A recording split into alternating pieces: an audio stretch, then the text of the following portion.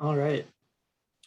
So the time is now 6:04. So I would like to call to order the Tuesday, November 9th meeting of the Nevada Board of Wildlife Commissioners Mule Deer Enhancement Program for Management Areas 1 and 2. And this is the subcommittee meeting. As a reminder, the meeting's being recorded and it's going to be kept as part of the official record. So we can start off by taking a roll call for all the subcommittee members. So when I call your name, please state that you're present. Arnie Pitts. Here. Steve Robinson. Here. Larry Johnson. Here. Dan Ryan. Let the record show that Dan Ryan isn't present. Joe Zwiffel. Joe. Joe Zwiffel. Joe, You're muted. Joe's present. Tori Cernock. Present. And for the record, Johnny Vonick is present as well. So with that, we have a quorum. So we can move into agenda item 2, which is the approval of the agenda. So the subcommittee has the ability to review the agenda and you can take any of the action to approve the agenda or alter it. We may take upon request items out of order, combine items, and maybe remove items from the agenda as well. So since this is an action item, we have to have a public comment break. So if you're here as a member of the audience and you'd like to have public comment, you can raise your virtual hand and we'll call on you. Alternatively, if you would like to send an email, we'll give you 3 minutes to send an email to ndowgame@ndow.org.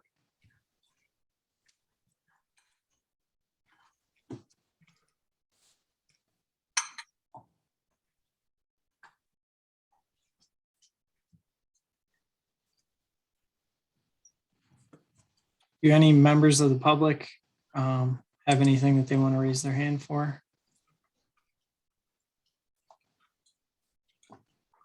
Okay.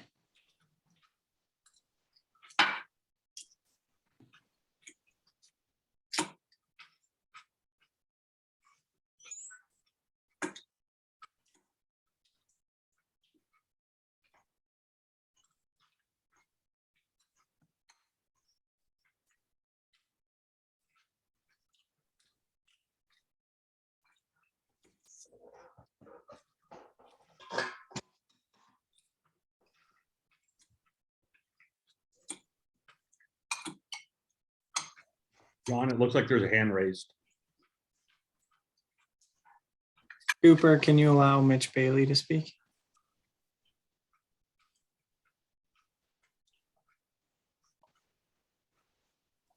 Can you hear me? Yep. So do I have like 3 minutes to talk about whatever I want? Yep. Here goes.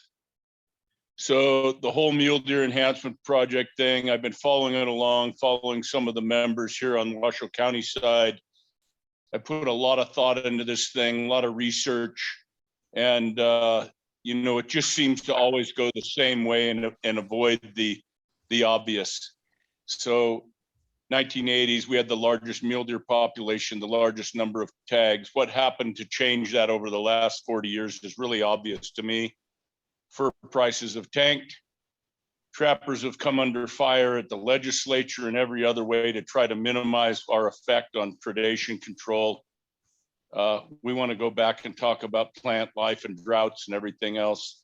What happened in the 80s, what happened in the early 90s, the abolition of hunting lions in California, 500 miles of our western border is now nothing but a haven for predators. That also falls around to Oregon. We kept the deer in check. We were able to sustain the additional predation because trapping was still allowed in California. Once they banned leg hold traps, the incidental catches of mountain lions fell off. And now we have the whole abolition of hound hunting in California and Oregon, which means the incidental catches by hound hunters catching lions in California and Oregon has gone away. And anybody that wants to ignore the fact that that ties directly in with the complete destruction of the mule deer herd in the western part of the state and blame it on a drought is ignoring the obvious.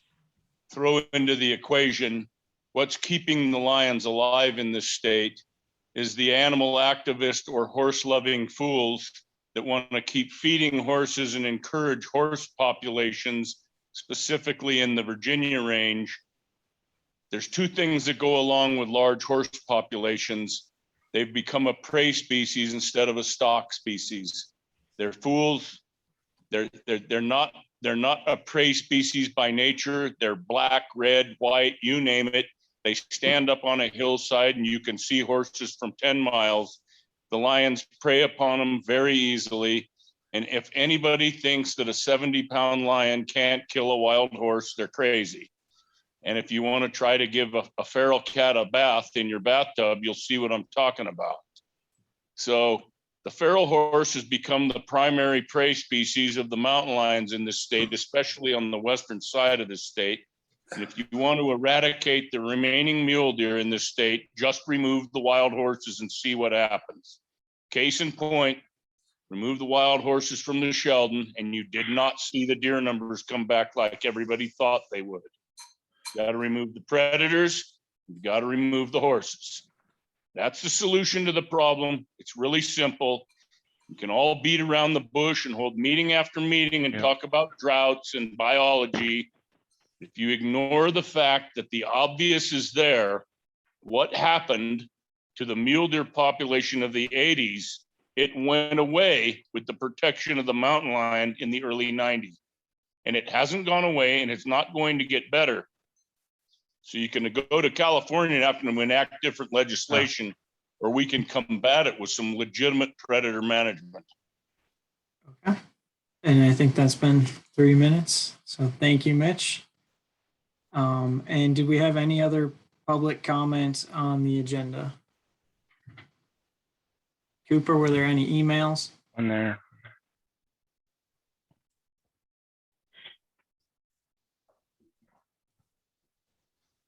No public comment through email at this time.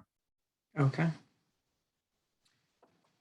All right, Mel, you have 3 minutes to talk about the agenda. Can we move Mel over to give him a chance to talk? Good evening. With respect to what Mitch said, yeah, I agree with a lot of it, if not all of it. What I'd like to see added, if we can, if this is the right place to bring it up, or maybe I'm gonna have to bring it up during the projects that you have as far as habitat's concerned. I would like to see Fern Springs, Rain Springs added to the fencing. That's all private property, so permission has been granted. I'd like to see that those two springs and meadows protected also with a fence. Some people might question if that's mule deer habitat.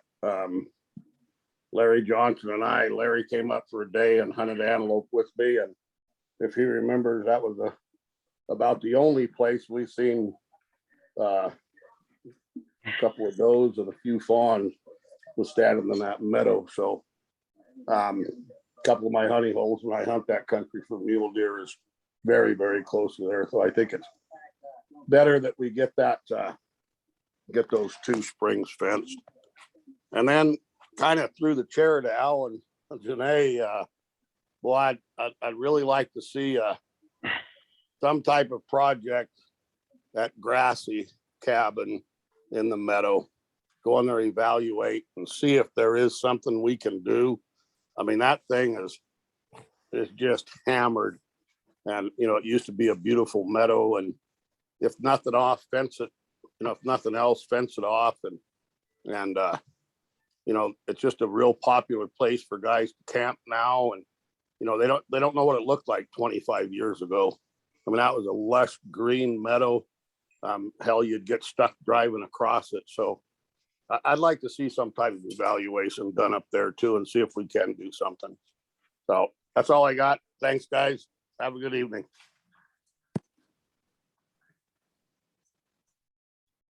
Okay, thank you, Mel. So with that, I'll put it back to the subcommittee to see if you guys want to, make any adjustments to the agenda, and if not, then we'll need a motion.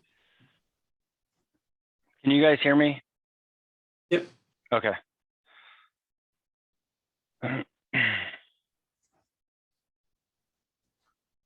I move we approve the agenda. Member Pitts will second. Okay. So all in favor, say aye. Aye. Aye. All opposed? Okay, the motion carries unanimously and the agenda is approved. So with that, we can move on to agenda item number 3, which is member announcements and correspondence.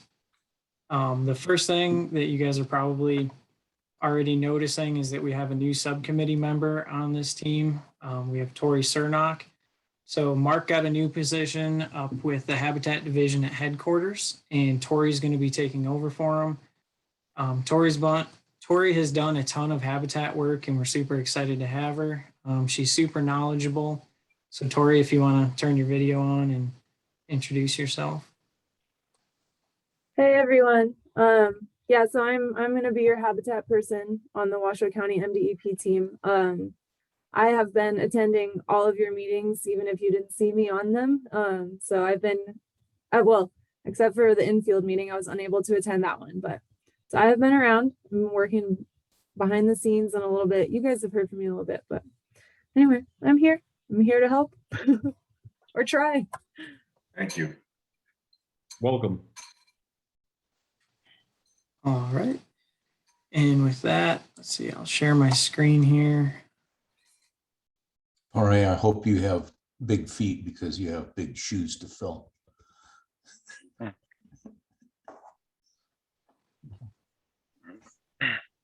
Yeah, and I'll just add, this is Mark Freeze.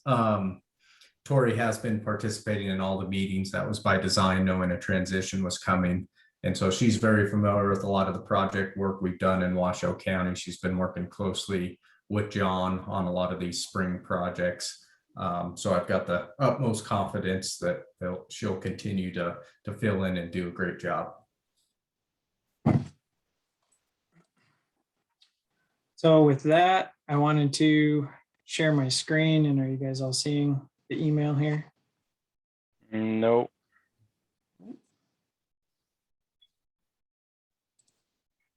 Oh man, can you see it now? Yep. Okay, perfect. So as I'm sure most of you are aware, there was a letter that was submitted by the Northern Washoe Subcommittee, which had outlined their frustrations with the mule deer enhancement process. And, I'll share the screen here so that you guys can read it if you haven't already. This email was also shared as correspondence by the MDEP Oversight Committee, where they included it on their October 27th meeting. And so with that, I kind of wanted to just take this time to issue a formal apology to the members of the subcommittee, and also try and provide some potential solutions here to the issues that were brought up in this email. For starters, we could place the blame in a whole bunch of places, but however, I wanted to take full responsibility for what happened here. Regardless of whether deadlines are moved up last minute and, we're urged to get these proposals submitted, or regardless of, a meeting being called to kind of, give some direction of where those proposals should go on the day that the proposals are due, or regardless of, being informed that committee members don't need to review these proposals before they're submitted, like that blame still falls on me, and, I accept full responsibility for that. Where I went wrong is in each of those instances, I needed to take the opportunity to reach out to you guys through email and, make you guys aware of everything that was going on kind of behind the scenes for the mule deer enhancement program. And, give you guys a chance to kind of react to that and make some sort of action before the proposals are already submitted and, finding out about things after the fact. So for that, that's solely on me, and I apologize. My intentions were never to, misrepresent the group, and nor were they to make you feel like your opinions didn't matter. After this last meeting, we had agreed that we would submit a predator proposal, and that would kind of be a culmination of all 7 of the subcommittee members' ideas of what that predator project should look like. I called each one of you and took notes on like what your ideal predator project would be and like what that would look like. And it turns out there's a lot of variation across 7 subcommittee members. So, by me volunteering to write that proposal, my hopes were kind of to lift that burden off the group. And, I do acknowledge that I was unsuccessful in trying to put forth like a project that you guys felt represented what you want. But, I want you to know that it was never my intention to misrepresent you. I just wanted to put something forward that was like a scientific based proposal that I thought would have a very good shot of helping us out and getting funded here in the first year.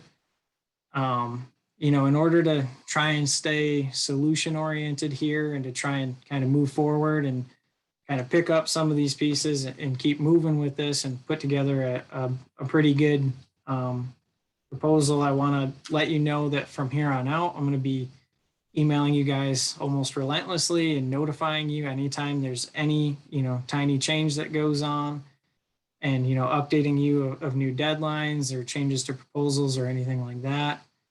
And similarly, like moving forward, what we're going to do here is we're going to have a NDOW representative as well as a county advisory board representative. Each sign the proposal saying that we had a quorum and that, a majority of the group supported each of those proposals. And, the last thing that I want is for you guys to feel that I misrepresented you with that proposal. So, I'd be willing to suggest that we pull the predator proposal that I wrote, and then, we can work together to write a new one. In the charter, it doesn't specifically state that the NDOW employee needs to be the one that writes the proposal. It only states that there needs to be a quorum that agrees on the proposal. So, we don't need to vote on this now. We can deal with it once we get to agenda item 4, but I wanted to make you guys aware that, I would be supportive of doing that because I want you to feel representative and for your ideas to be put forward. Again, I apologize, and I hope we can pick up the pieces and move forward and come up with something productive in terms of proposals. Kind of staying true to that, that promise of being, as transparent as possible with you guys. We do have some new deadlines. The Oversight Committee is going to meet to discuss the proposals on December 15th. So we've been asked to have, our final proposals submitted by December 9th. And so with that, we have some time, but we have, Thanksgiving and a lot in between now and then. So with that, do any subcommittee members have any other correspondence or announcements that they'd like to put forward at this time? John, probably. This is Larry Johnson. Just a comment. And I don't think you need to apologize, and we're not here to establish blame, anything like that. We're here to get projects on the ground that will recover mule deer populations in Washoe County. And at that point, I think Joe had written a sample proposal. And Joe, I don't know if you have the ability to share that on the screen, or have you emailed that to John and John can share it? I Yeah. emailed it to, I think everyone here and then some. I don't know if John can share it or not. Yep. Are you guys seeing it now? All right. Yeah. And again, this is just very rough, but I just put together a few things. And like actually the second paragraph is where the predator project kind of comes together. But year one, you guys are already going to do a collar project, and Schroeder's talking about a surplus of 100 animals, which would be great, but it doesn't sound like you can get that many collars. So, and the first thing is just talking about what you guys probably already are going to get out of collaring the deer and what we can get out of it. We already have an idea of where the deer in northern Washoe summer and winter. So I think we don't have to go to year two for the predator project because of previous data. So if we go to year two, and we can already develop the home ranges from past data. And then some of it's written wrong. So when we break the units down into two different groups, it would be 014 and the rest of northern Washoe. So in 014, we would like to do a similar project that has already been done in the past. And I have other data here showing that 80% increase in deer populations happened within that project. And I know we've been told that there were wet years within that time, but then if you look at 011 to 013, it was maybe a 10% increase. 021, 015 was a 30% decrease. 021 was a 20% increase. 022 was 10% increase. 031, 10%. So yeah, they may have benefited from precip, but only 014 with that predator project went up 80%. And so I don't think the climate in 014 was that different from the surrounding units. So we would like to do a predator project just like what was done in the past for 014, and then continue the predator project that Cody Schroeder and Mike Scott sounds like is already underway with the collaring of the deer, where if a deer mortality signal goes off, that if it's deemed a mountain lion kill, that lion can be taken out effectively through means of whatever means necessary. But let me see here. Okay, the third paragraph. Let's see. Okay, your 2 through 6 begin implementing the predator project. Okay, divide unit into 2 separate studies. That's what I'm talking about. The 014 in itself, have that predator project in 014, and then the surrounding areas to be with the collars when they're going off. But I do want to stress that I do feel that if a mortality signal goes off, we need to get on that collar ASAP. The whole reason for this is to determine what's going on for mortality. If it is disease, if it is whatever it is, we can figure out with mortality. But getting to those collars on time, that's what I was came up with, that volunteer program. It doesn't sound like that can go on. I still would like to know why. And I've been told it sounds like something about giving out information, exact coordinates of a mortality, but it's a dead deer. So I don't understand. It's not a living animal anymore. It's not giving logistics of where a big buck is or anything like that. These should be all does anyway. And sending out a volunteer. So John and his, whoever he has for wildlife technicians, if they have 50 plus callers, mortality signals could be popping off like crazy. I don't see him having that kind of time. I already know what kind of time he is strapped with. So putting that much more pressure on him would be kind of ridiculous in my opinion. I don't think it can be done by one person or a wildlife technician. So again, NDOW could get paid back 3-to-1 for volunteers, and have them go out on their time, collect whatever data NDOW wants. They could be given a whole sample kit, exactly what John wants from these mortality sites. Lymph nodes, if available, tissue samples, hair samples, stool samples, spinal cords, cut the femur, like whatever he needs. It could have a list of everything. Take pictures. If there's tracks around, take pictures. And then John can decide what happened, and then he can use whatever means necessary if it is a predator mortality. Let me see what else I got here.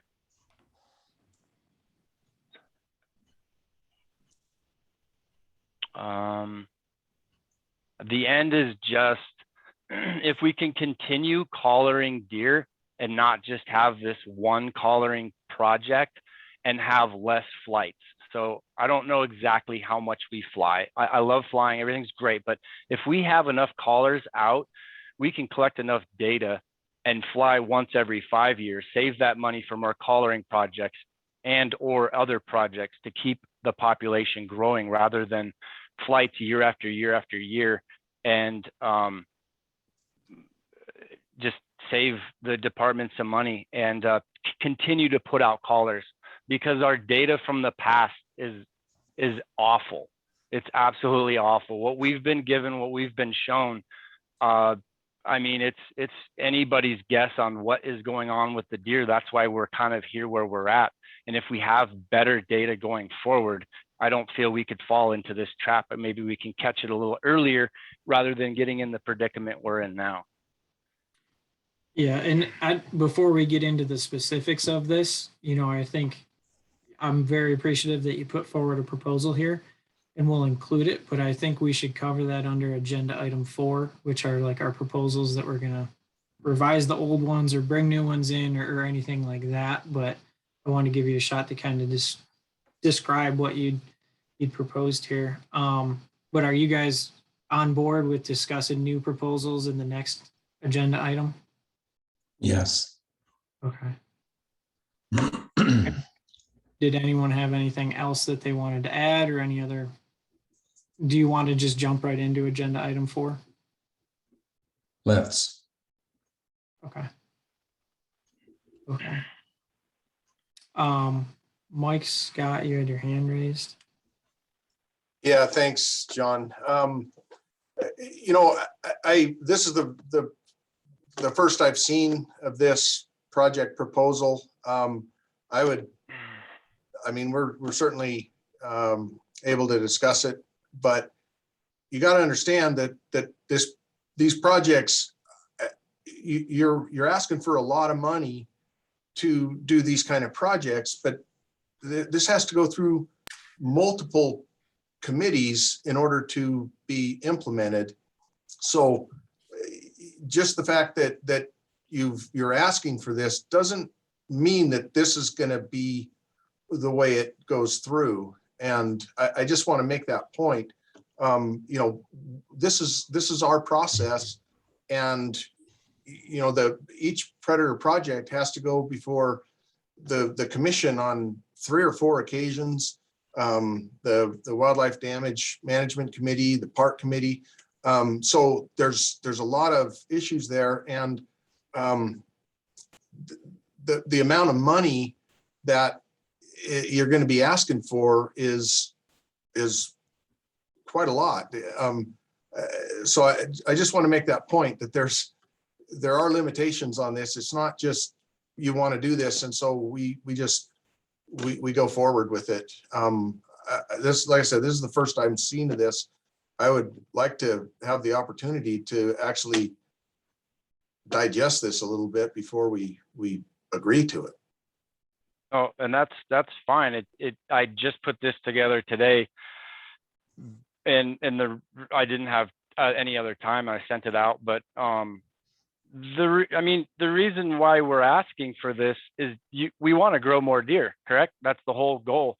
And looking at all this data, and you guys have all this information, but it is like blatant. I mean, it's almost like this is the key and we don't want to use it, so we're going to continue doing what we're doing. I just don't understand that mentality at all. Whatever is going on right now isn't working. So this is why the committee was formed.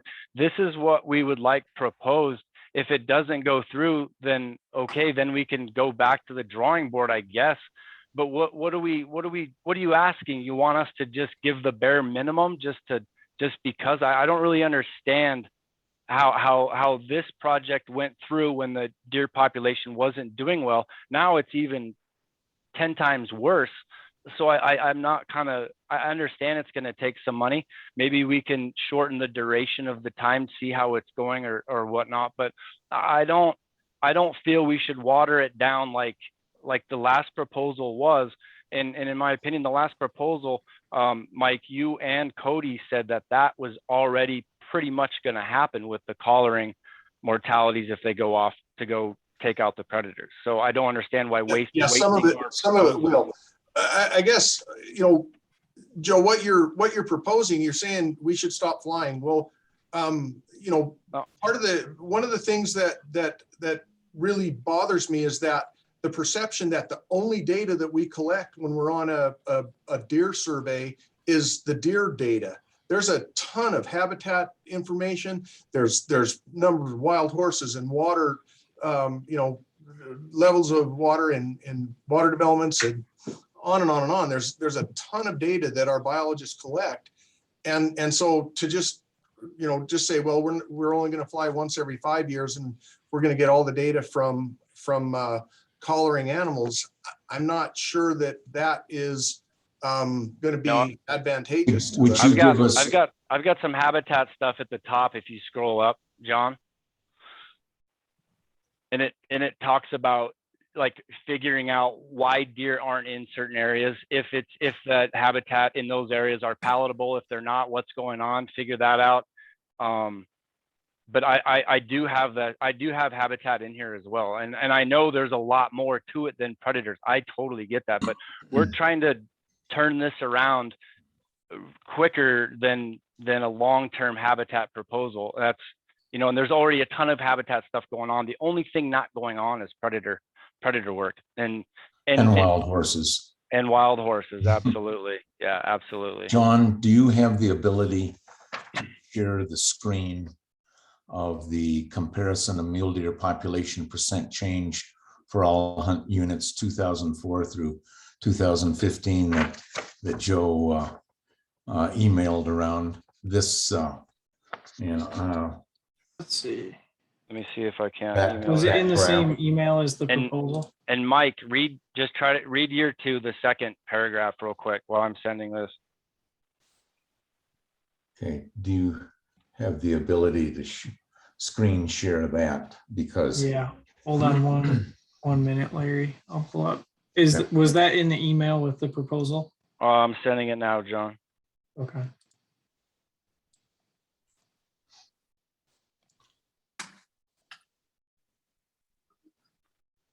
So I think it's very important to get this graph on the record.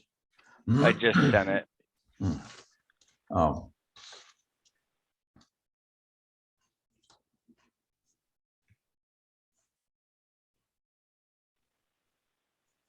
Because it shows the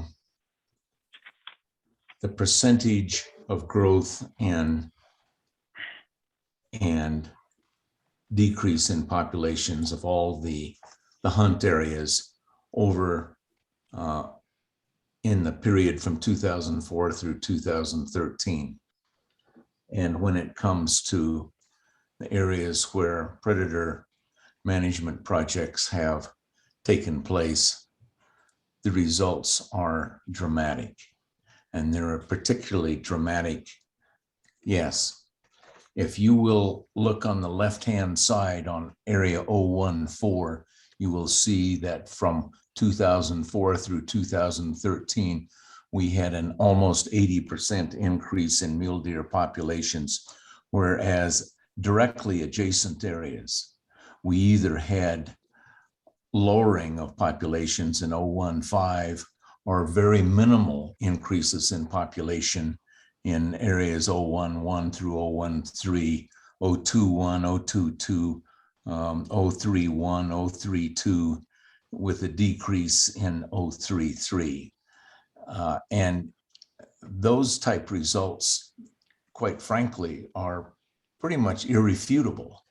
If we had great habitat years, we had great years of precipitation, then all of those areas or most of those areas should have responded favorably, not to just 014. What singles out 014 is a predator control project.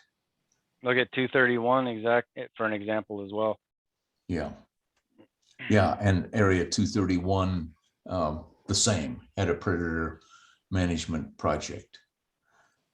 That is our point, gentlemen, in all of this is we can't have a plain vanilla predator management proposal. We need, our deer populations in Washoe County are such an extremely low crisis levels that we need to do something, and we need to do something fast. And the reason why we picked 014 is we have data from before from 014. Also, it's probably the best habitat in all of northern Washoe. So it'd be probably the best bang for the buck, rather than doing it in areas that have been burnt really, or, It hasn't been affected by wildfire. It's high altitude, so it is less affected by drought. It has excellent water resources, on and on and on.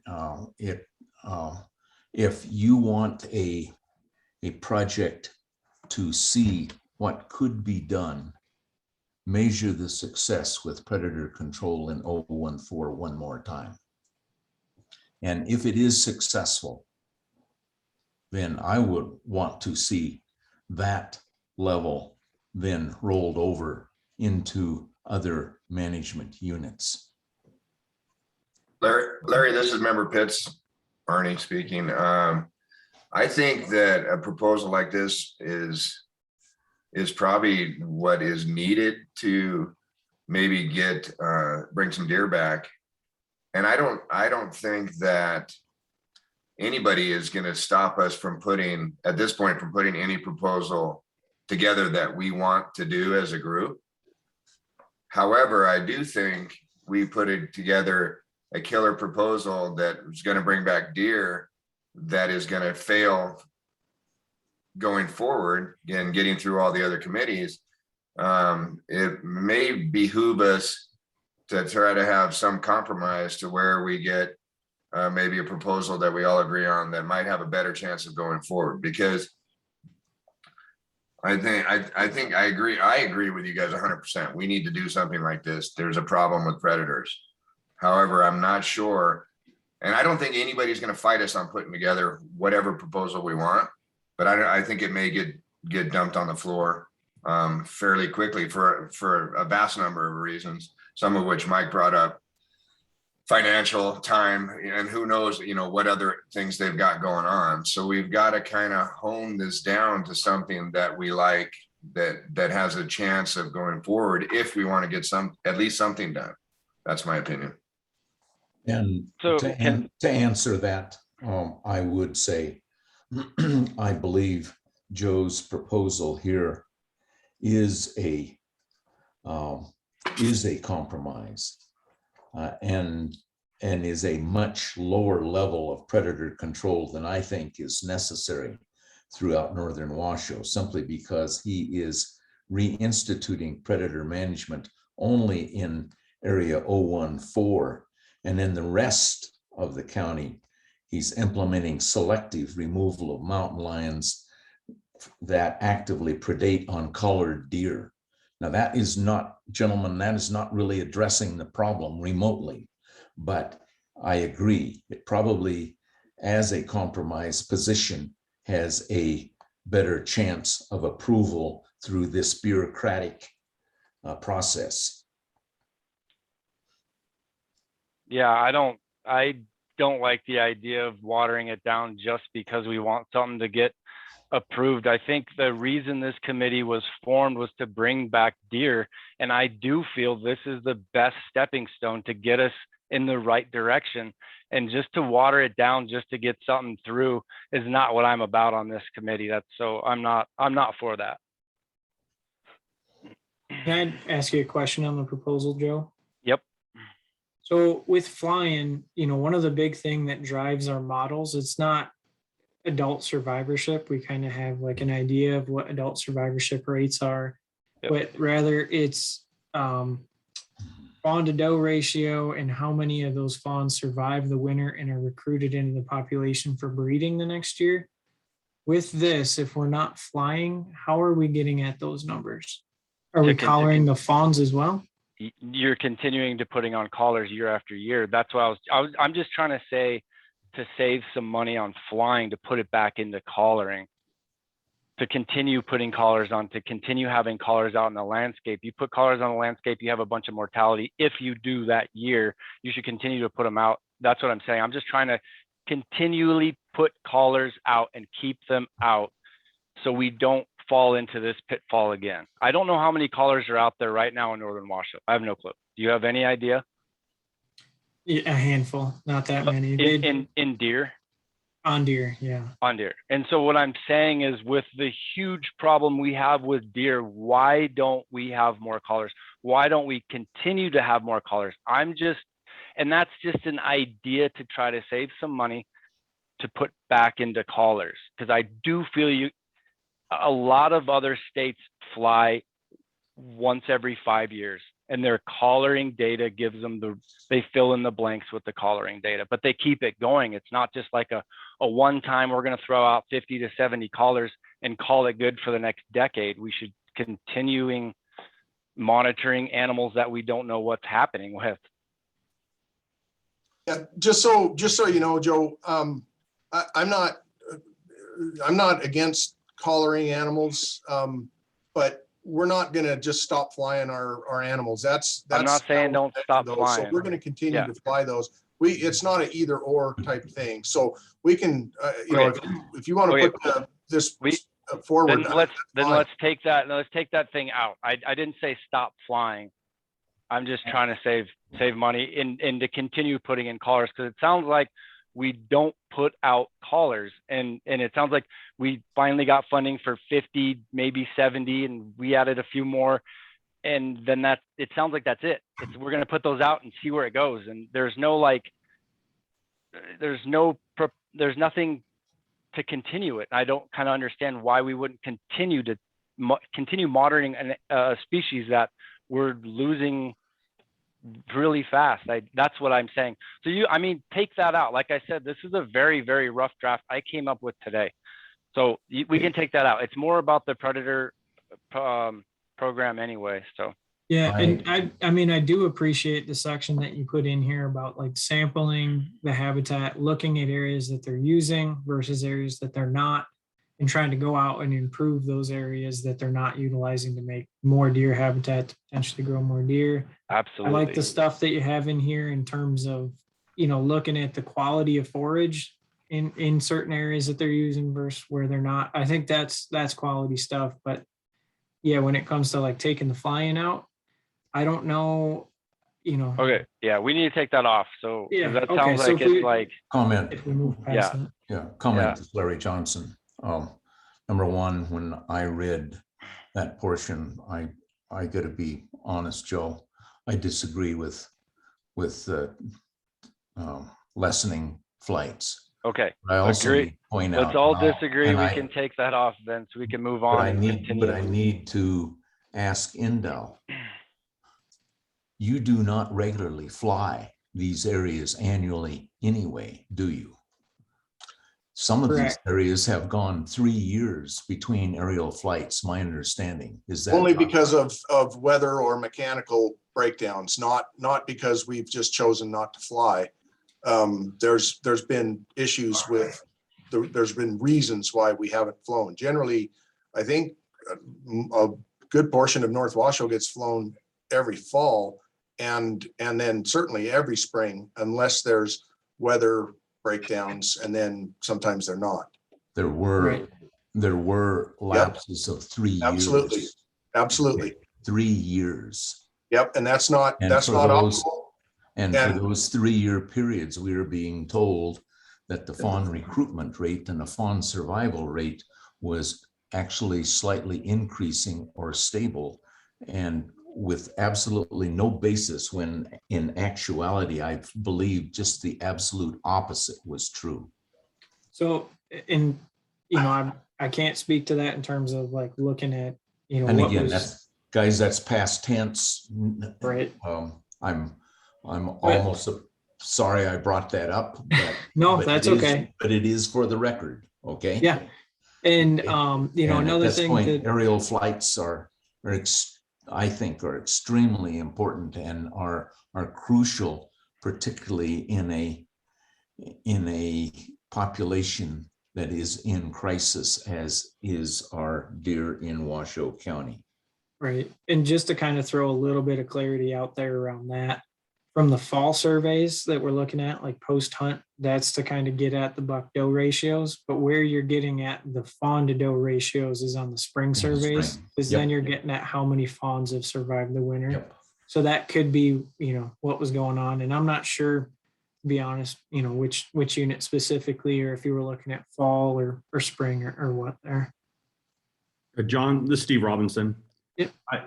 Speaking of these flights, didn't you just recently conduct the post-hunt flights in Northern Washoe? Could you share that with us while we're making our decisions? Yeah. So just did those flights, but we got kind of pushed out because of the weather today. So we lost a day off the surveys. Flying more tomorrow. We're flying management area 2. So that'll be 021 and 022. But we're switching over to utilizing the tablets. So I don't have like a off the cuff buck doe ratio or anything for you right now. But as soon as I have those, I can share those with you. But I don't want to throw something out there that's not correct. But basically, as we're flying, that all just gets entered for each group. And then once that goes through the ArcGIS online, then it kicks out your buck doe ratios and all that. But So you don't have numbers for us at all right now? Comment on Nope. sample size. Yeah. yeah, I mean, sample size was fairly low. It's my first time flying Washoe, so I'm kind of trying to learn the area as I'm flying it. It's a lot of vast country, as I'm sure you guys are aware, but yeah, didn't survey an overwhelming amount of deer. I'll say that. Did you get 014 pretty good? Yep. Today? Yeah. Yep. So in 014, I believe, and this is just off of memory, I believe we got 89 deer that we surveyed, and it was a pretty windy day, so flying the top of the granites when it's blowing pretty hard is not necessarily easy, but I feel like I flew that pretty well. Yeah. Great. Thank you. And then I wanted to ask, since we're talking about this, the 014 Predator project, what Joe has up there, and we have all the department pretty much on here. I don't know if the Pat in attendees is Pat Jackson, but I want to know the department's appetite for allowing us to go forward with this.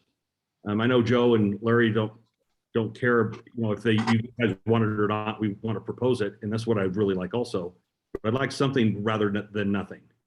Not a watered down, compromise, but I don't want to go through all this process and just have it shot down completely from the department and, the back channels through the commission. So and Steve, I'd like to comment on that. I think the appetite of the state committee was to fund all non-habitat projects. I think that was the appetite of the state committee. So all we need to do is get it through NDOW to the committee to get this approved. right. Sort of. So that was the Oversight Committee, Larry. And, the MDEP Oversight Committee can back it, but then it still has to go through the same channels as every other predator project, which is kind of what Mike was talking about before, where it has to go through the Park Committee, the Wildlife Damage Management Committee, and then multiple commission meetings. Yeah, one of the things you got to understand is that the Mule Deer Enhancement Program doesn't have its own funding source. So we can't just say we want to do a predator project and it's just automatically going to go through. We can say, we support this or we don't support it, but excuse me, but it still has to go, we have to include it in a predator plan. that has to go before multiple different committees and the commission to be approved. And, there's, in general, if we had a large predator project in North Washoe, there's probably potential for other projects from somewhere else in the state that have to fall off. So, it's not, it's a bit more complex than you would think. It's not just you want to do this, and so it's, this is what we're going to do and go forward. I totally support you asking for whatever predator project you want, but understand that it's not, we can't just grant you permission to go forward with that and give it the blessing. There's a lot of different entities that will have input into that process. And Mike, this will be such an important priority that we can gain matching funds from all sorts of private sportsman organizations for this. I think all of the concern over funding of this, first of all, the Oversight Committee expressed desire to fund all of the predator projects that were all the non-habitat projects. That includes collaring, all of the non-habitat projects was their recommendation. Yeah, let me just say, Larry, they don't have the authority to fund anything. They can Absolutely, they can approve absolutely. it, but they can't fund it because we don't have funding at this point. So, yes, they can move those to the next step. I don't think this subcommittee needs to be running from shadows either. I think we have a duty to state what is necessary to recover our deer herds. And if that is a bold statement, then that is a bold statement. If we get a predator project in 014 funded, that is going to be a lot more effective, in my opinion, than the watered down proposal that was submitted to them of only removing deer, collared deer that could be proven to be lion predation. That is next to nothing. Yeah, I mean, I kind of agree with Larry on that. And the reason why is, for one, you'd have to deem it is a lion mortality or coyote or whatever you want to say. Two, you guys also, we're being told you don't want to do the volunteer program. So you'd have to get there on time of all these callers and make sure that there's so many hoops to jump through. I don't think it would be beneficial at all. I think it would, I guarantee it'd probably go through, but what's it gonna change? I don't think it's gonna change anything. Plus, was it like last year, was the 80% kill rate for predators even met? I've been told it wasn't. So there should be funding that we didn't even use for lethal kill for predators. Correct me if I'm wrong, Mike. I'm not sure. No, that's correct. Because of COVID, we didn't use up all of the 80% lethal for last year. That being said, I'm not sure, if there's a timeline for when that money has to be used or anything like that. That might be more Mike's avenue. But It just rolls over.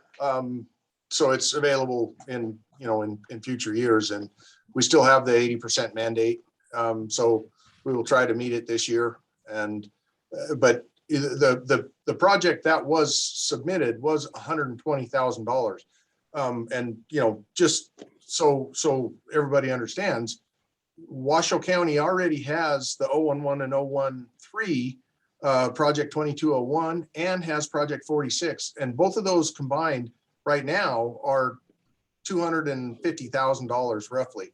Now, not all of that is coming out of the predator fee. Some of that is matched with regard to project 46. But the project that was submitted was $120,000. So there's a pretty sizable chunk of money that is being asked to come out of the Predator Fund for Washoe County. And, you know, so, I mean, just so you know, there's other people that are asking for that money. Like you said, there was 5 projects that were asking for Predator funds that were submitted. And so there is some competition to get that. So the more defensible, more scientific, and more well-written project that you have, the better chance you have to get it approved and funded. Well, I agree. I think then we should have one hell of a proposal, and I'll help write as much as I can. But aren't some of those projects going on right now, like for sheep as well? They're not directed at mule deer. Is that correct? Correct. You're talking about project 2201 in 011 Yeah. and 013. Yeah. Yeah, that's a California bighorn mountain lion project, but obviously lions that are in that country, if they're removed, I mean, more than likely they also would be not killing any more deer either. Yeah. You know, one thing that has not been discussed was a proposal that I threw out just off the top of my head on our field trip, and that is having incidental lion catch by trappers and bobcat and coyote sets. Have the trapper call department and have either a warden or a biologist come dispatch the lions. I heard subsequently that the legality of that had been researched and it was an appropriate method. Is that a potential in these areas? Yeah, Larry, this is Mike Scott. I'm not 100% sure that it is a legal way to remove lions. It's obviously not legal for the public to do that. I think administratively the department is capable of doing that, but if that could occur in Washoe County, what's to stop that from occurring on a statewide level? And I'm not sure that we would support that on a statewide level as lions just being able to be removed from being caught in a bobcat trap. So that's a really slippery slope, and I would prefer that we don't propose that. But again, this is your proposal, but it does have to go through multiple processes. And with what the commission just dealt with this last week, I'm not sure that suggesting a lion project that we kill lions that are caught in foothold traps is a smart way to go forward. I understand it would be effective and cost effective, but I'm not sure that that's a good way to go. That's just my personal feelings on it. And that is your opinion. I understand that, but number one, it is, and it can be selective as can be. You can do this in mule deer summer. You could do this in mule deer wintering range during trapping season. It's my understanding that this is occasionally done now. I mean, an animal, once it is caught in a trap, I mean, you can discern if it's a lactating female. You can do selective removal in selective areas. And so I don't buy into that this is going to be a rampant statewide out of control program.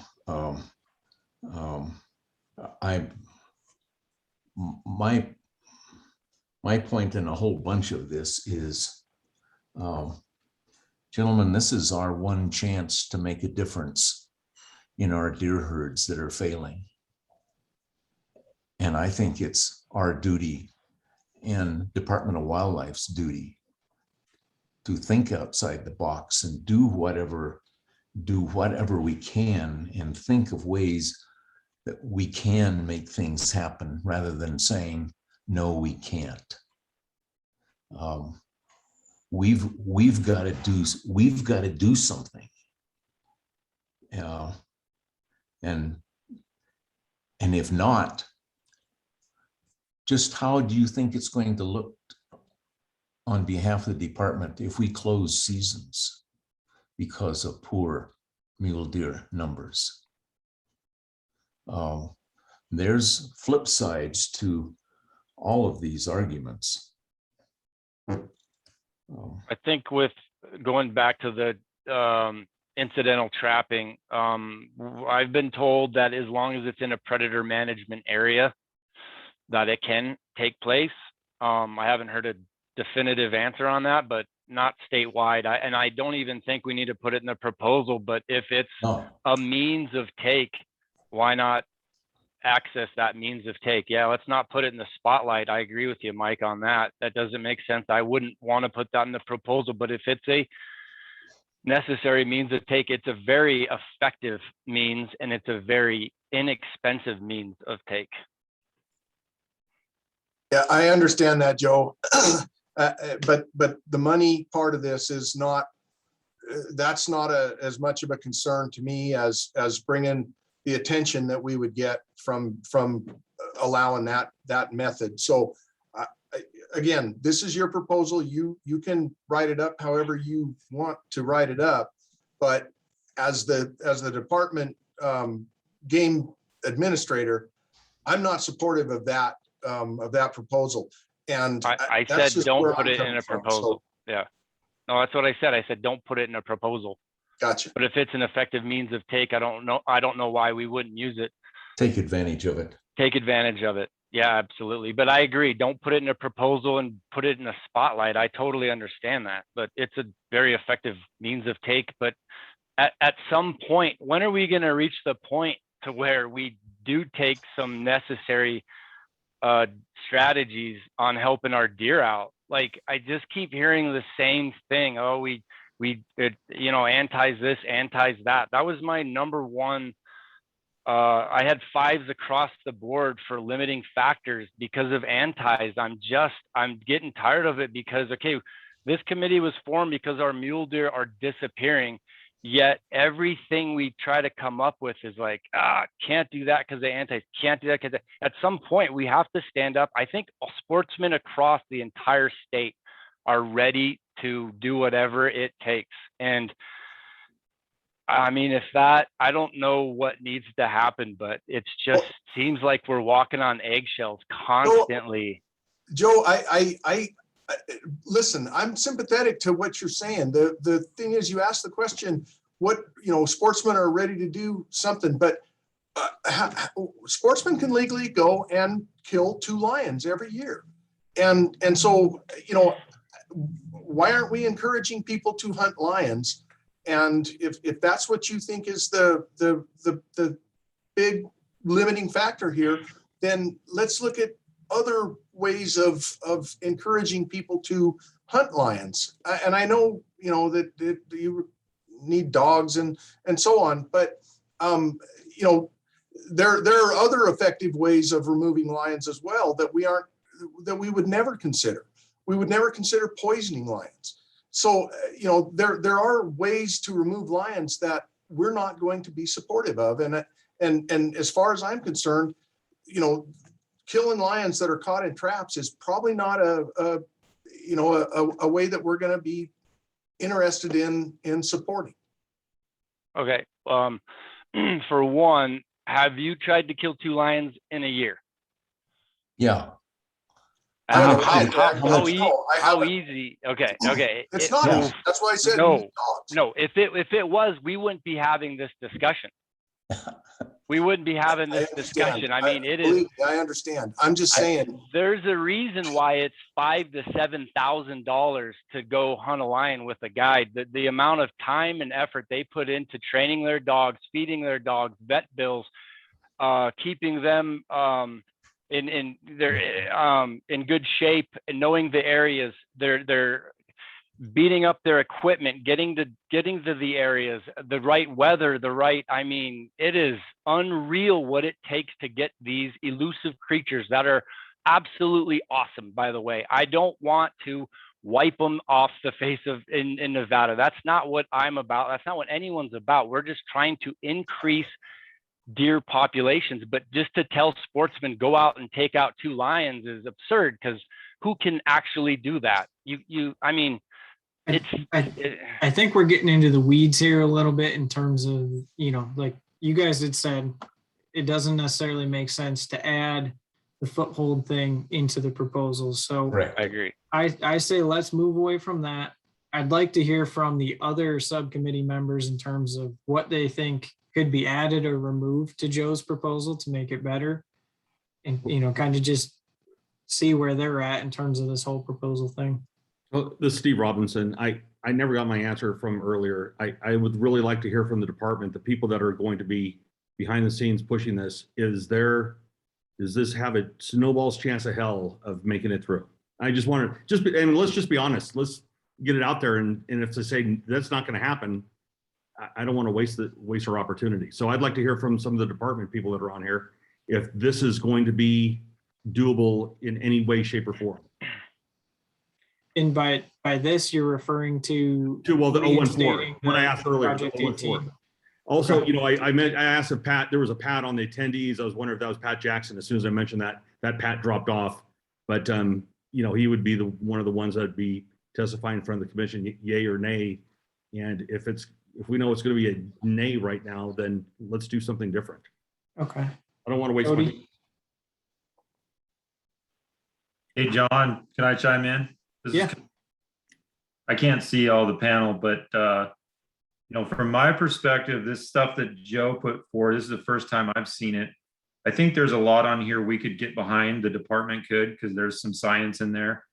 My main concerns now are the costs of this thing. This is ambitious, 10 years. I'm not saying that should deter us, but I would like to see some numbers behind these. And I think something to keep in mind is a lot of this is basically a merging of dollar study that you guys, were interested in funding. The department's already initiated, and the Predator project that we put forward. But that's going to be nowhere near what it's going to cost to get us there on this 10-year project. So that's something you might want to keep in mind. Also, I'm having trouble just how this is different in concept to what the Collard project proposal that we put forward is. Joe, maybe you could help elucidate that, but it seems like you want to do a non-selective Predator project in 014 and just targeted in 011 and the other units. Is that correct? That is correct. So the collaring the program is exactly what I think you guys are already going to do. I just kind of intertwined it with the Predator program project. So 014, that Predator project would be just like the one we had years ago that obviously worked. 10 years, I did 10 years because the last one was 10 years. Yeah, if we want to shorten that, I'm okay with that. I did 10 years because the last one was 10 years. But 014 would be non-specific. It would be just like the one we did before. But then the other units would be just like you and Mike talked about, very selective. If a collar mortality goes off, it's a lion, you guys go after it, and it's more selective take in the other units.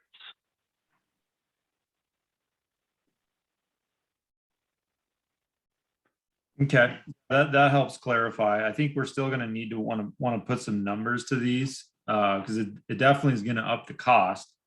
Not only the timeline, but just the scope of the project in general, both the collaring and the Predator work.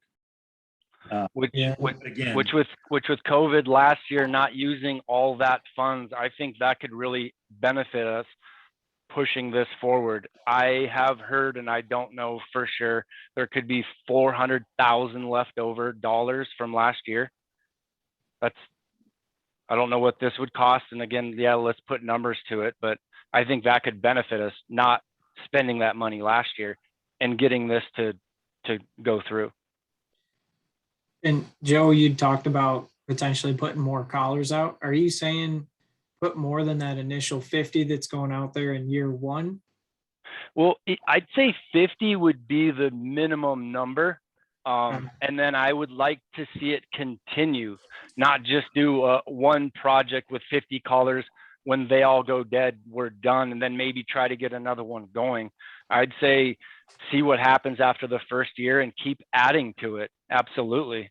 And continue, keep it going again, so we don't fall into this problem. So if something starts happening, we have a little bit of a quicker response time because of the data that has been taken from years past has not been good at all. And I think everyone can agree on that. I just would like to have better, I don't know, a little bit better grasp on what's going on, because no one really knows exactly what's going on. We have, I have theories of a lot of different things, but yes, I did put the collaring project in here intertwined with a lot of habitat stuff.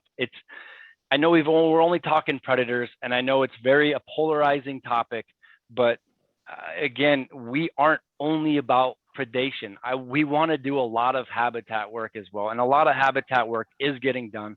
A lot of the collar work can help us determine what other habitat projects we can do.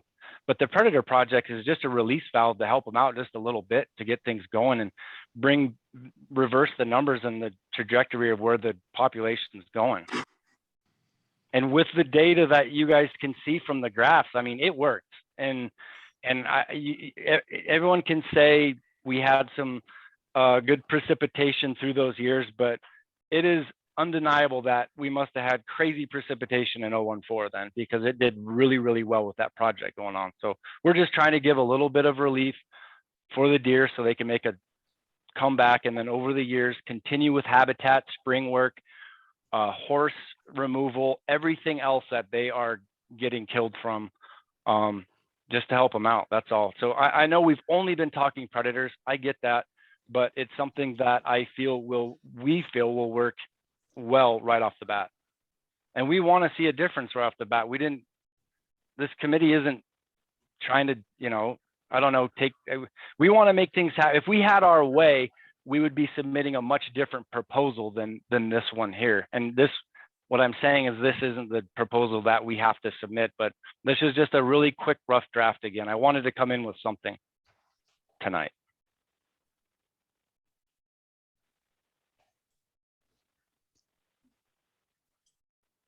Cody, do you agree with the keeping collars going rather than like a one-time 50? We're going to do 50 collars and then weigh it up. Wouldn't you rather kind of continue programs going? Yeah, I mean, certainly from the perspective of monitoring what's going on and are these programs even working, then yeah, for sure, I think we should get that going. That's kind of what my point is with the cost and rolling it in with the collar project, especially if it's going to be going on longer than I think we had 3 years as the timeline on the predator project, and that's about what the collaring project was as well. So that's the thing that we will need to have. Either we're going to have to come up with the funding somewhere, and I do, you guys mentioned maybe some of these NGOs might be wanting to contribute more. That's certainly something we could look at. But from the department standpoint, that's going to be a big commitment financially. So it'll have to come from somewhere else. We'll have to take the money from somewhere else in order to fund that. Those are the things we're going to need to know and take to the Oversight Committee before they can make an informed decision on this thing. But yeah, a lot of this stuff, the habitat work is I will have to get, I'll have to get with our habitat folks and see what that even is going to cost to collect samples and things like that you have in there. And then also adding the cost of the predator removal, the extra predator removal. I think we're going to have to rework those numbers and come up with a long-term estimate. We don't want to fund this thing short-term. The point about the graphs, those were long-term numbers. If you want to see a result, you probably want to commit to. Well, there are shorter graphs, and you can see the compounding numbers each year. there are year by year graphs as well. This one is just over the 10 years, and just because you can see how well it did. And yeah, it was 10 years, but it did well in shorter years as well. So what I'm saying is we don't have to have a 10-year project. If you guys think it's not going to go through in 10 years, then yeah, let's lessen it. But I can't see why, if we do a 5-year, a 3-year, 5-year, whatever we propose, and we see a significant increase, why we can't make another proposal, find some other funding, and continue some kind of project until we feel that the population of mule deer is no longer additive. That's where I'm at. Like, Yep, I agree. If you want to make this a 3-year project with 3-year budgets, have at it.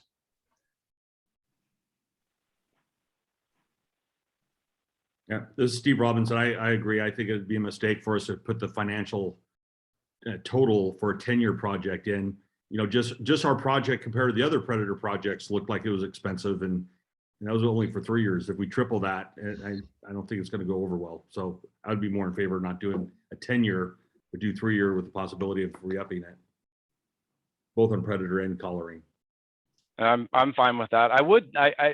This is off the topic, but how did this project get funded? Was it because of the lower deer population? Like, how did this go through?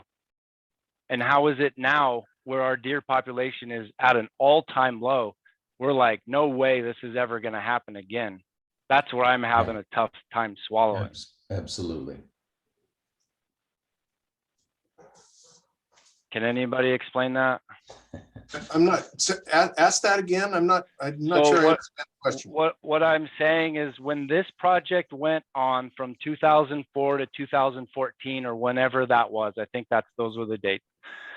How did that get approved? And why did that get approved?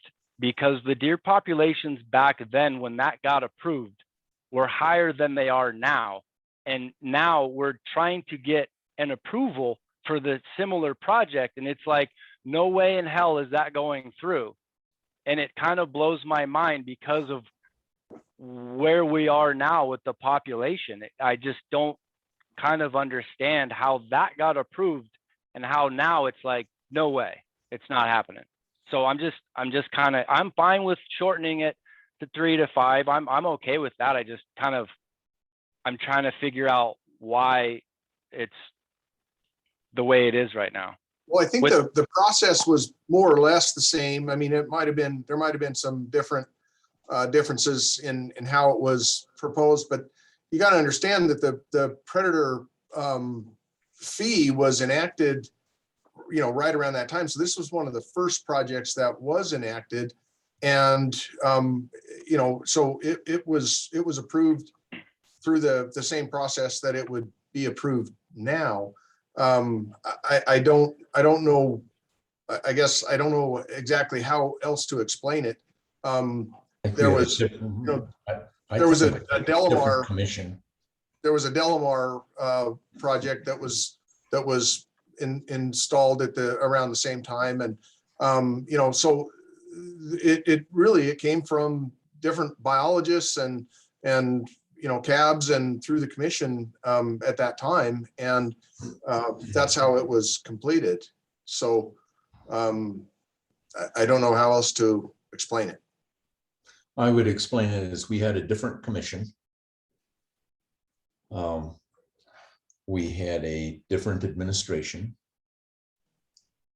and I don't believe our biologists were as concerned in being politically correct.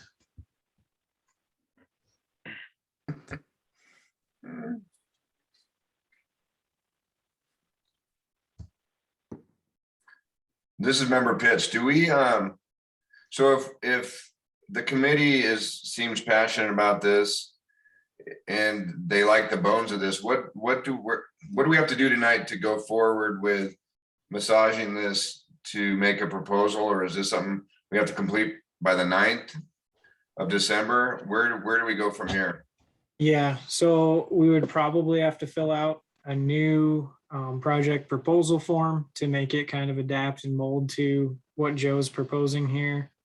And then one member of the cab. Well, so then we would also all have to take a vote and say whether we want to support this project or not.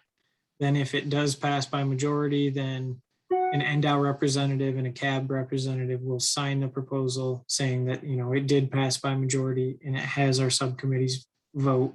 And then we put it forward to be reviewed on December 15th, but we have to have it in by the 9th. So And so- John, a procedural question. Mhm. Can you meet with one of us to work on wording? Can you meet with two of us to work on wording? What is legal here? Yeah, I think. How can we do this? So I think, like whatever, it doesn't have to be that it's my wording or it's your wording or it's Joe's wording, like we can work on this as a group if we want to create like a Google Doc or something like that. But before we make an official decision on the proposal, we'll have to hold another open Yes. meeting to where we all agree on it. But it can be, a working document where all 7 of us write on it, or it can be something that just one person comes up with, either way. Member Pitts, so is this something that we need to is this an action item? We need to make a motion tonight to move forward with this and then have some public comment or? Yeah, and before we do that, I'd like to, potentially talk about splitting this out from the collaring aspect of it. Joe had kind of said that what we're already proposing in the other proposal for collaring is kind of lumped into this. If we split out the Predator project and the collaring project, that might make more sense because this is kind of redundant from that initial collaring project that we put forward. Can we put 2 proposals like that forward? Yeah. Yeah, I just put that in there to kind of show how it all is going to come together and how we all feel it's going to work. But yeah, I agree, John. Like not to lump it in with the proposal and the habitat and all this stuff. I just this is as a whole of what we'd like to see done, but what we're going to propose is going to look very differently. This is just kind of a rough format of putting everything together, I guess. Well, I like the idea of moving forward to making, like you said, a Google Doc where we actually write not a rough draft and get a proposal that we all get behind and then go forward from there.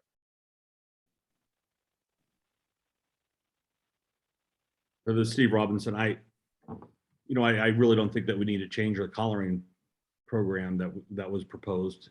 We don't want to mess that up. Other than we need to have the department really has to come forward and figure out what to do with the mortality signals. That's a significant issue with me. But it looks like our main problem is just with the Predator project that was proposed. I'm not all in favor of what was proposed before, but if we go forward with this, just work on the 014 project and try to get that going and hope it makes it. Joe, you asked, how did it pass before? And we may not pass it now. Understand like Larry said, there was a totally different commission at that time.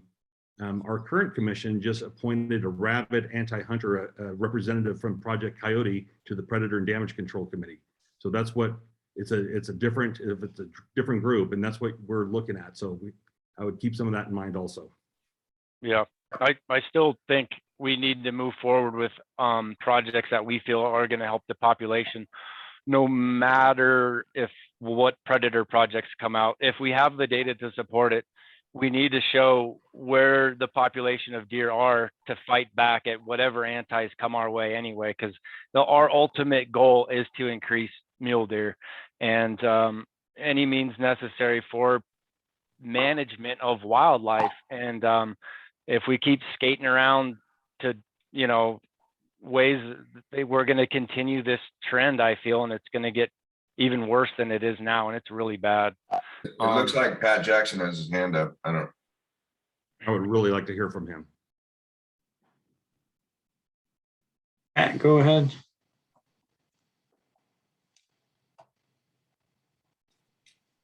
I'm sorry, John, did you call me? Yeah, go ahead. Hey, this is Pat Jackson, staff specialist for the record. I'm in an RV park in Caliente and there's a train going by. Hopefully you can hear me. Hey, I just wanted to chime in on the idea of an open Google Doc. That strikes me as a quorum without a public process. So you might consult our District Attorney General, Craig Burkett, but I don't know that you can do that. So I just wanted to throw that out there. Okay, thank you, Pat. This is Steve Robinson. Pat, earlier I asked before you're on, what is your feeling on the Predator project for 014 to reinstate what we had before? And would you allow that to go forward? Is that something that you would be behind?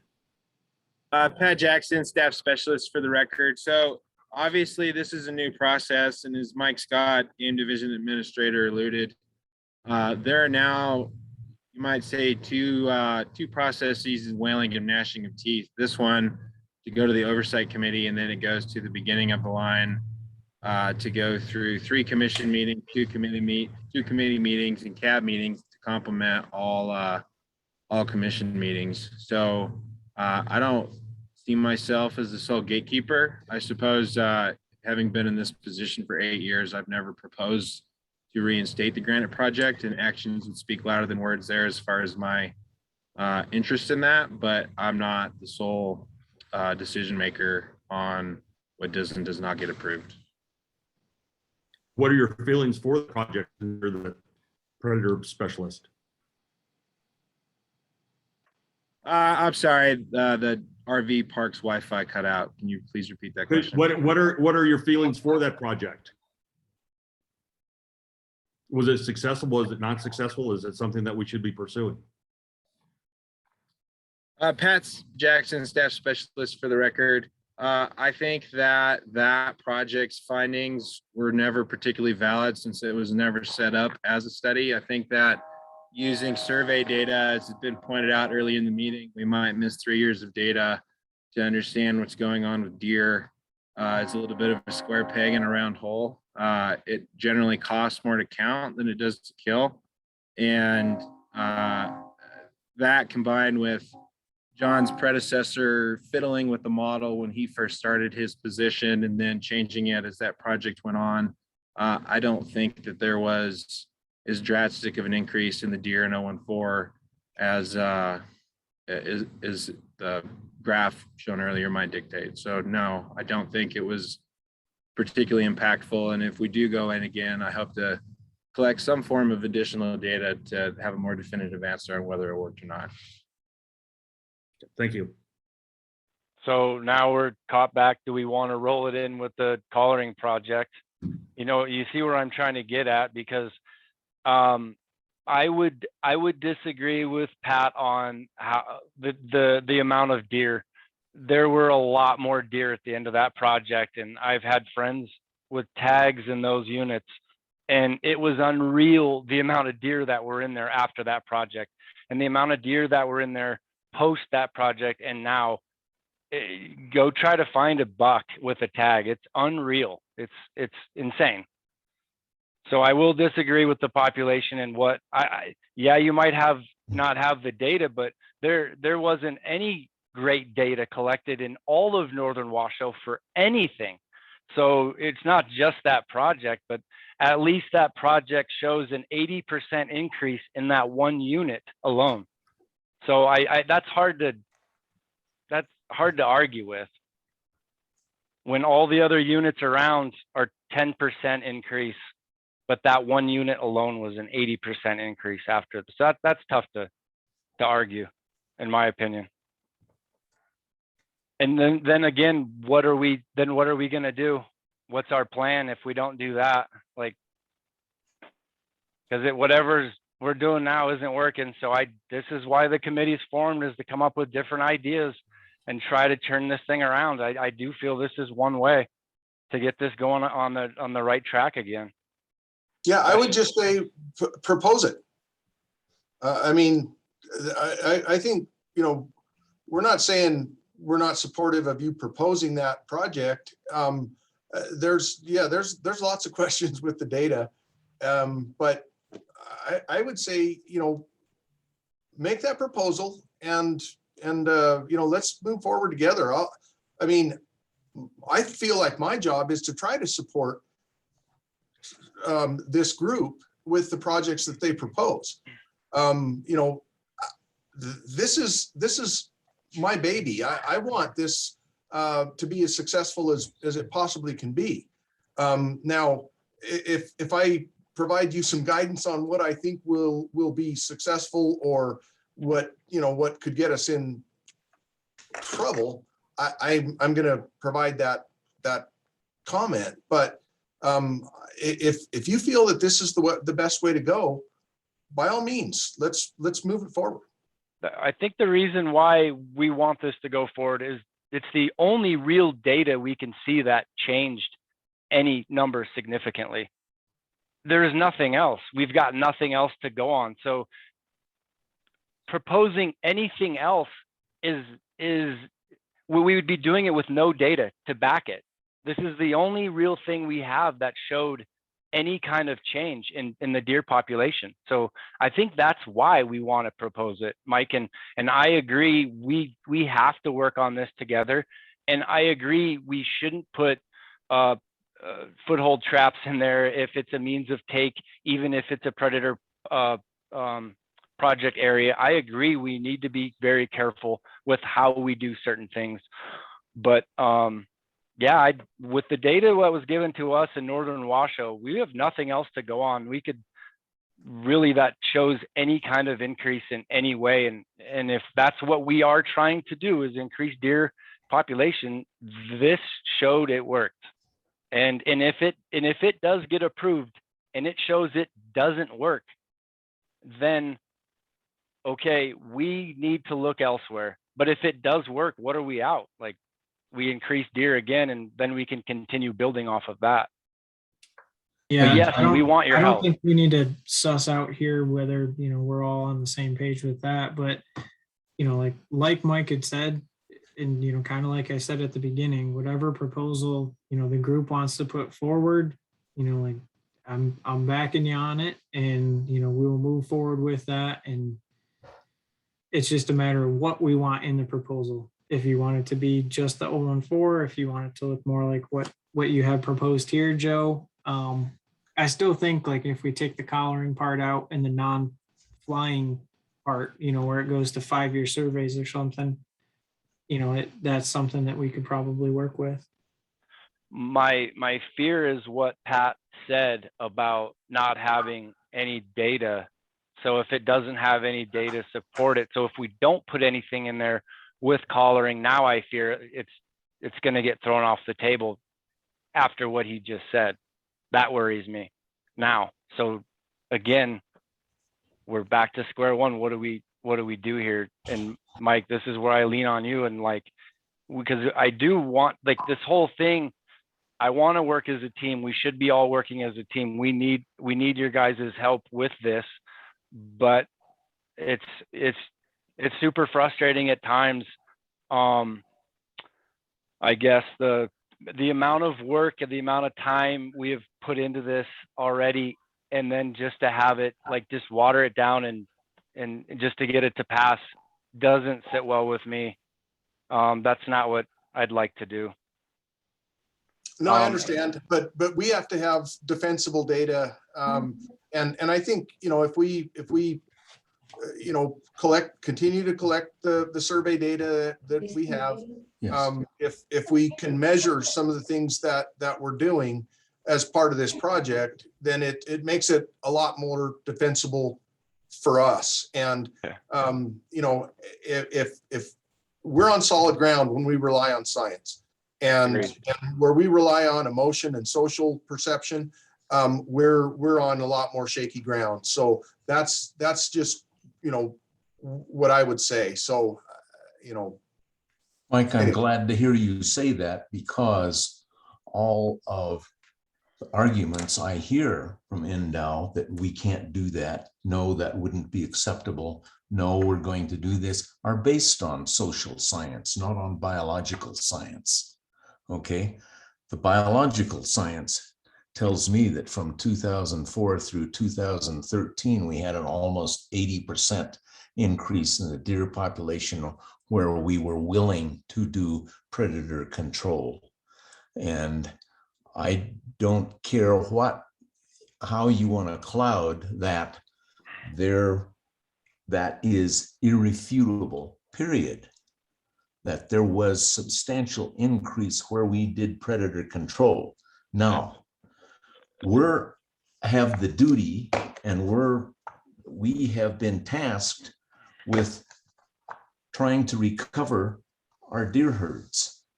How are we going to do that?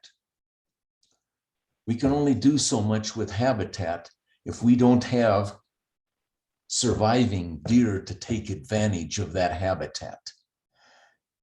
That habitat projects are long range. You can look at habitat projects all over the state that are magnificent, okay? But have we had significant increases in deer population because of them? We will eventually. But in the short term, there's only a couple of things that we can do. And predator control is one of them, and probably foremost, particularly with the abundance of mountain lions in so much of Washoe County, an absolute abundance. You know, horses are the only other immediate type thing that would probably impact our deer herds. It would help even in the intermediate term. And we're working on avenues there as well. But we're at a point where we have to do something. Even if 10 years down the road, statisticians come back and throw rocks at it like Mr. Jackson did the Area 14 predator control project. At least we did something.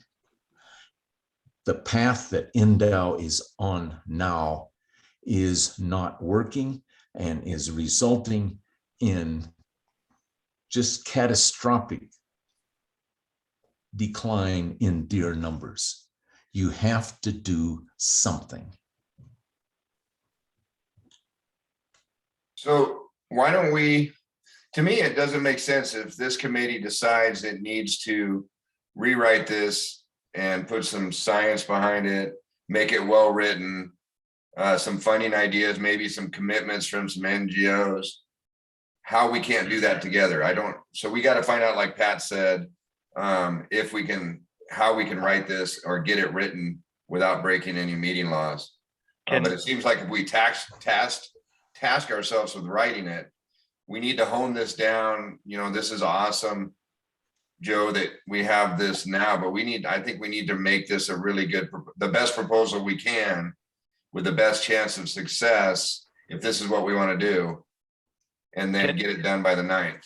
And so, this is not going to be done tonight. So no, yeah, for sure. So can we, I don't know how everything works legally with that, but can we have everyone send me some notes and I can come up with a draft of a proposal, and then John, I can share it with you, Mike. I don't know how it works, but I can do the heavy lifting on this for sure. And then John and Mike, you can help me out the rest of the way, make sure it's all good. Meanwhile, I mean, there's going to be a lot of phone calls and a lot of things I need to get done putting things together, but I don't see why I can't get it done, especially, and I will get it done early, so we have plenty of time to go over it before the 9th. I promise you that. Yeah, I would just say, fill out the project proposal form as a draft, and then set another meeting, set your next meeting tonight for, I don't know, 2 weeks from now, or, after Thanksgiving, before Thanksgiving, whatever you want to do. And then actually formalize that project proposal at the next meeting for submission before December 9th or on December 9th. And Pat Jackson has his hands up again. Hand up, one hand. Yellow. Go hand. ahead, Pat.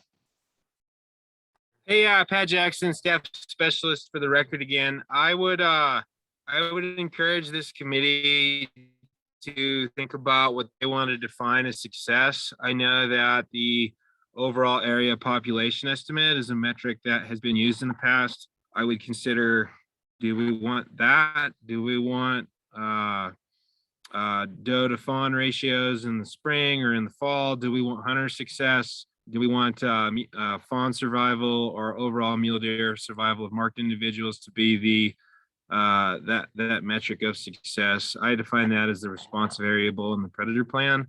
But I want to throw that out there. And then if folks did not attend the commission meeting this last Friday, I would recommend watching the recording, particularly that for Project 46, when Dr. Saltaire talked about Project 46 and the various cameras and weather stations out there. And yeah, I would try to digest that and consider incorporating it into a proposal moving forward. Okay. Wouldn't increasing population cover all of those avenues? Hunter success, buck to doe ratios, fawn survival. Wouldn't an increased population cover all those bases? Pat Jackson, staff specialist for the record. I'm not going to tell you that it wouldn't, but I would say that with the other abiotic factors going on, that that you might consider something in addition to or something in lieu of an overall population estimate. Okay, I'm having trouble following then because I don't really understand. If you can explain why, honestly, Pat, I'm not trying to be annoying, but I don't get it. If we increase population, how that wouldn't cover all those bases, I kind of don't. I'm not understanding. We're gonna have other habitat projects going on, the collaring projects, water projects. I don't know what else. I'm not following with that. I'm sorry. Yeah. Let's set another next meeting date. Okay. And Alan, you had your hand raised. Go ahead. Yeah, no, I just wanted to remind the group that, you know, as you guys are developing this project proposal, it'd be good to reflect back on that non-habitat scoring sheet. I mean, that really lays out, you know, what the score, how it's going to be generated, how it's going to be, you know, evaluated and placed in rank. So, you know, keeping that in mind as you develop, it'll be helpful. And I can send that back out to everyone. I know that I sent it to you guys, seems like months ago, but I'll do that again at the end of the meeting here tonight so that we have it fresh. Again, can anyone explain what Pat was saying? I really don't understand how an increased population of deer wouldn't cover all the bases and what else we should be looking for. I don't. Mike Scott, for the record. Yeah, Joe, I guess, you know, one thing that you gotta understand is that there are multiple things that are happening out there, and you know, we could kill every single predator, and if we don't get some reasonable precipitation pattern, we may see lower deer numbers in 10 years. And likewise, we could not do any predator projects, and if we have excellent precip over the next 10 years, we could see a spike in the deer herd like we did in the 80s, where we did not do any predator control other than, you know, trappers that were, you know, trapping bobcats and coyotes. But, you know, according to all the anecdotal information that I'm aware of, we didn't have lions in northern Washoe County. And so we saw a spike in the deer herd at that time that was related to something else other than removal of lions. So there's multiple different things that are affecting the deer population, and you know, some of them might have a larger effect than others through time, and they might be, you know, it might be a time of year that would be important, or you know, on and on and on. So there's lots of different things that affect this. And just the fact that we remove predators, maybe that is the magic bullet, silver bullet, but it may not be. Yeah, It may certainly help. So I agree with you on that. Especially the point where we didn't have the amount of lions we do now. I do agree with that 100%.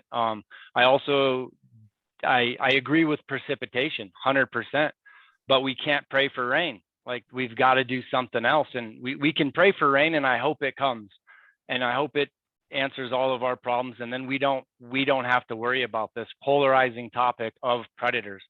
But we do have an increased population of predators. So when back in the 80s, we didn't have what we have now, and so but I agree. I really hope we get some great precip, and so far it's looking good. I hope it continues. Everything goes well, because that will really help, and we get that. But we're just trying to come up with a method to increase population. And again, I don't understand how that wouldn't cover fawn recruitment, fawn survival, buck to doe ratios, hunter harvest, all of those bases. I don't get where that wouldn't cover those bases. So that's where I'm perplexed on, and I don't understand. So again, though, I do just so we could, I guess, if people want to wrap it up or whatever, so we don't talk in circles, I could make some phone calls and try to get some funding. I can we can just make a list of what we should do, how we should build it, and I'll start on it, and then however it's legal to send to John, to send to Mike, to send to the group, so we're not getting in trouble. We're not going to, of course, vote on anything until the next meeting, but I want to make sure we're covering the bases of doing it the right way. So if we can get some direction on that, that would be good.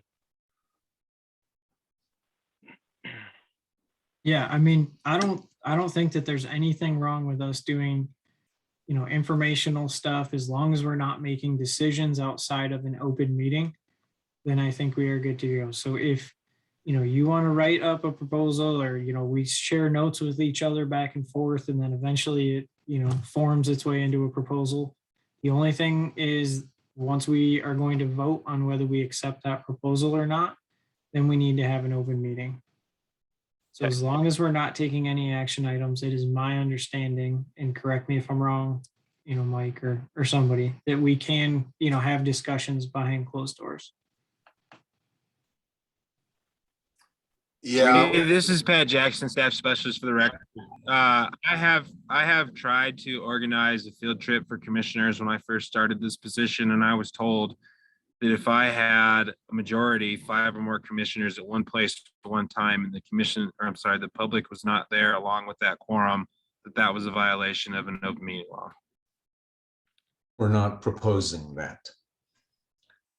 yeah, I would just say, and I think I saw Alan's hand up. He might be able to weigh in on this, but as long as you are not taking action or doing the business of the people, you should be able to move forward. I mean, certainly you can communicate, but just make sure you're not taking any action. And I think if somebody develops a project proposal and sends it out for comment, that would probably be considered an action, doing some action. So you got to be careful that you don't have a rolling quorum and different things like that. I would say, I know if Joe wants to, if John can send Joe the project proposal form, and Joe wants to fill it out as, with the same information that he has in this document that's being displayed, that at the next meeting that can be shared and discussed.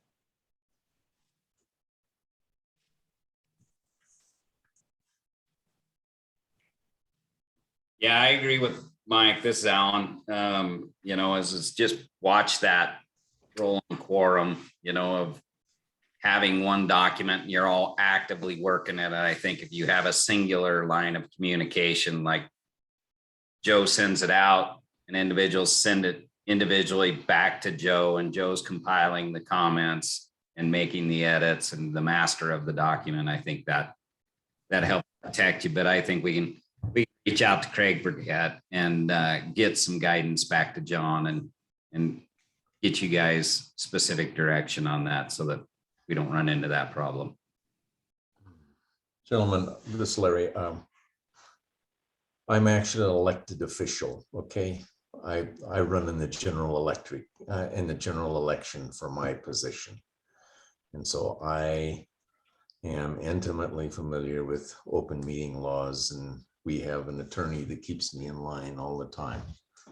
There is absolutely nothing wrong with John shipping the proposal blank to Joe, Joe receiving input individually from various committee members, as long as we're not all together in a quorum. That document should not be circulated or voted on until the meeting. And that is how I propose that we proceed.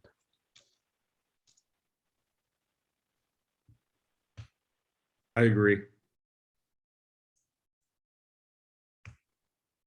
Yeah, that works for me. Okay. Meeting dates.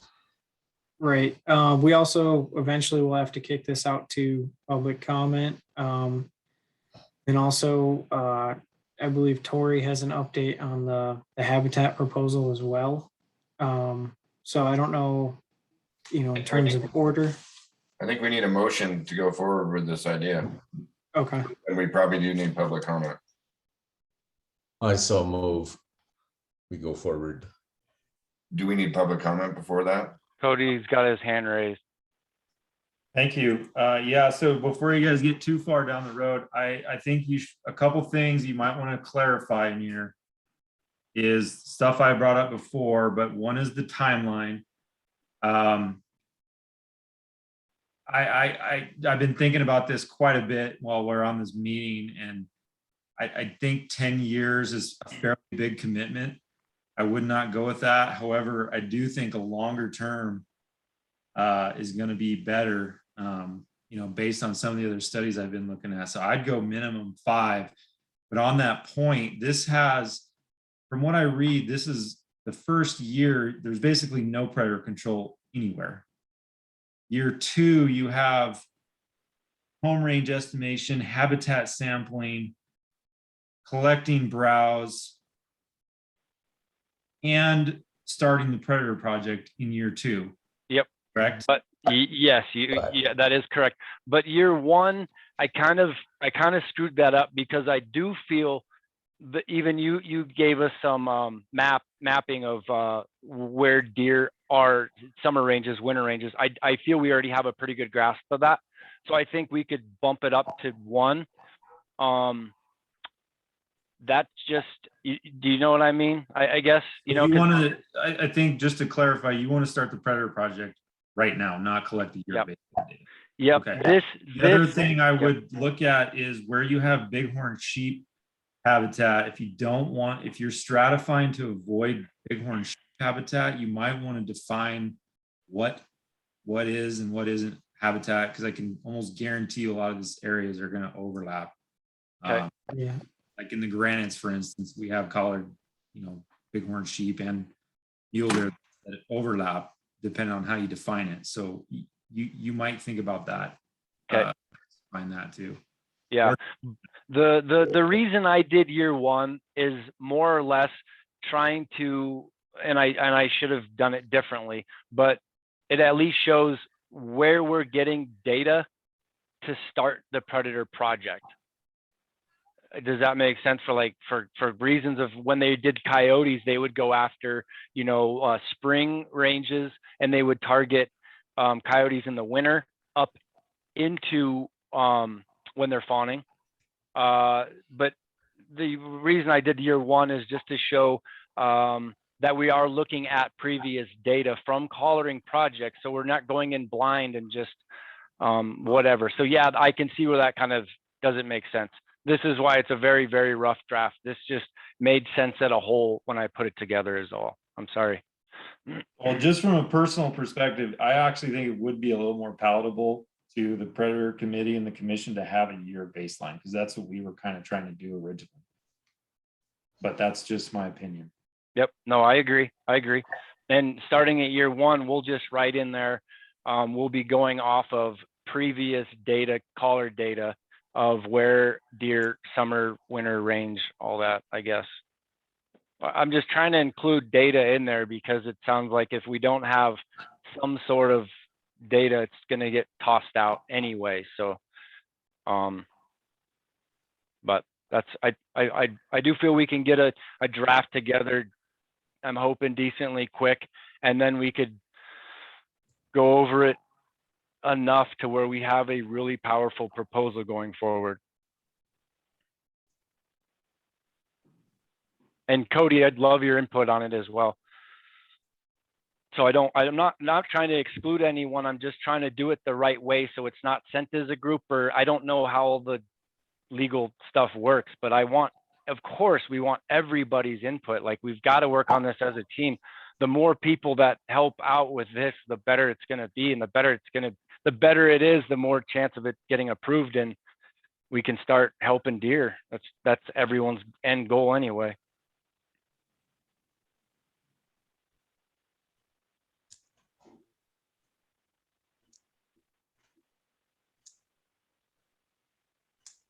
Okay. So with that, do we want to go back to the motion that you guys were looking to propose?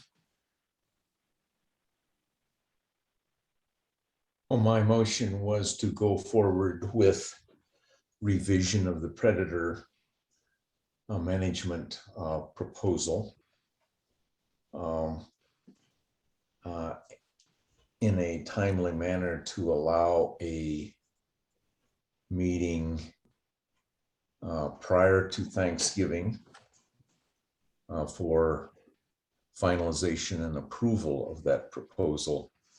So if necessary, we could have an additional meeting if necessary prior to the December 9th submittal deadline is my motion.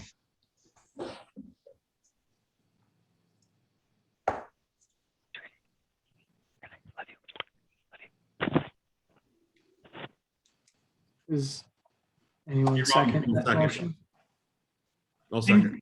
John, I think that we would probably want to hear the update on the other project proposal prior to making a motion, because we also need, this will be listed under agenda item 4.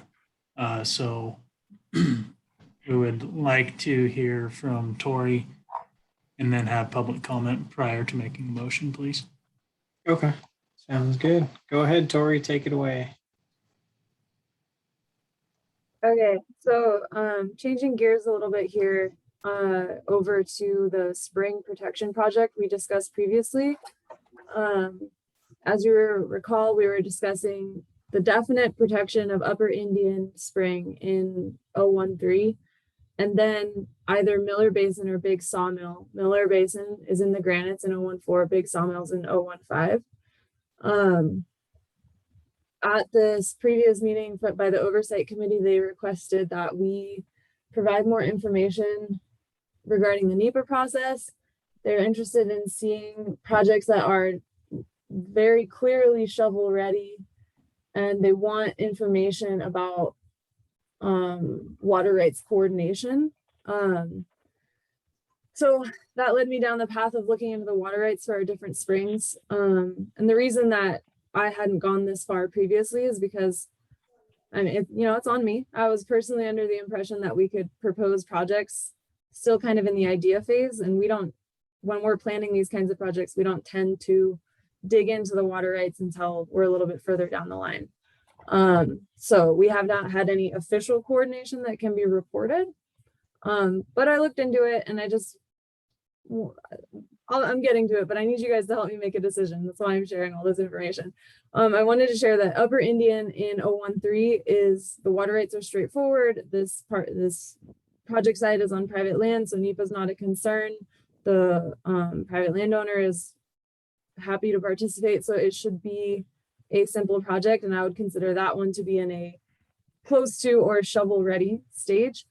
And then I was digging into Miller Basin in 014, and the water rights for that site are complicated. You have one permit holder and then another permit holder application on top of that, and then that application being protested. And I don't know what's happened past that protest, but basically that just means is that it's kind of a tangled web, and it might be difficult if we were to decide to try to protect that spring. I could find out more information from Department of Water Resources, see what they think. The reason that I'm kind of taking pause for Miller Basin is because John and I were able to go out and visit the site, and Miller Basin was in very good condition from my perspective. It also is kind of a complicated site with several different stringer springs separated by hills. And it creates a situation where it would be very difficult to fence. You could fence a small portion, but then it might concentrate use on the other parts of the spring and possibly lead to their degradation. Or you could try to fence the whole thing. It'll just be incredibly expensive. Not to mention, we'll also have to sling in materials with helicopters because there's no access. So from my perspective, Miller Basin was functioning happily, and it might be a if it ain't broke, don't fix it kind of situation. So then moving over to Big Sawmill, our third option, Big Sawmill does not have a water rights claim on it, which makes our life easy, but that also means there might not be a substantial amount of water. I have not been able to visit this site yet, so there's potential I could try to get out there before December 9th. But it's hard to say from a perspective right now that a Big Sawmill protection would be shovel ready, despite the fact that it's on private land and the landowner is okay with us fencing it. It's just, it might not be that much value to mule deer.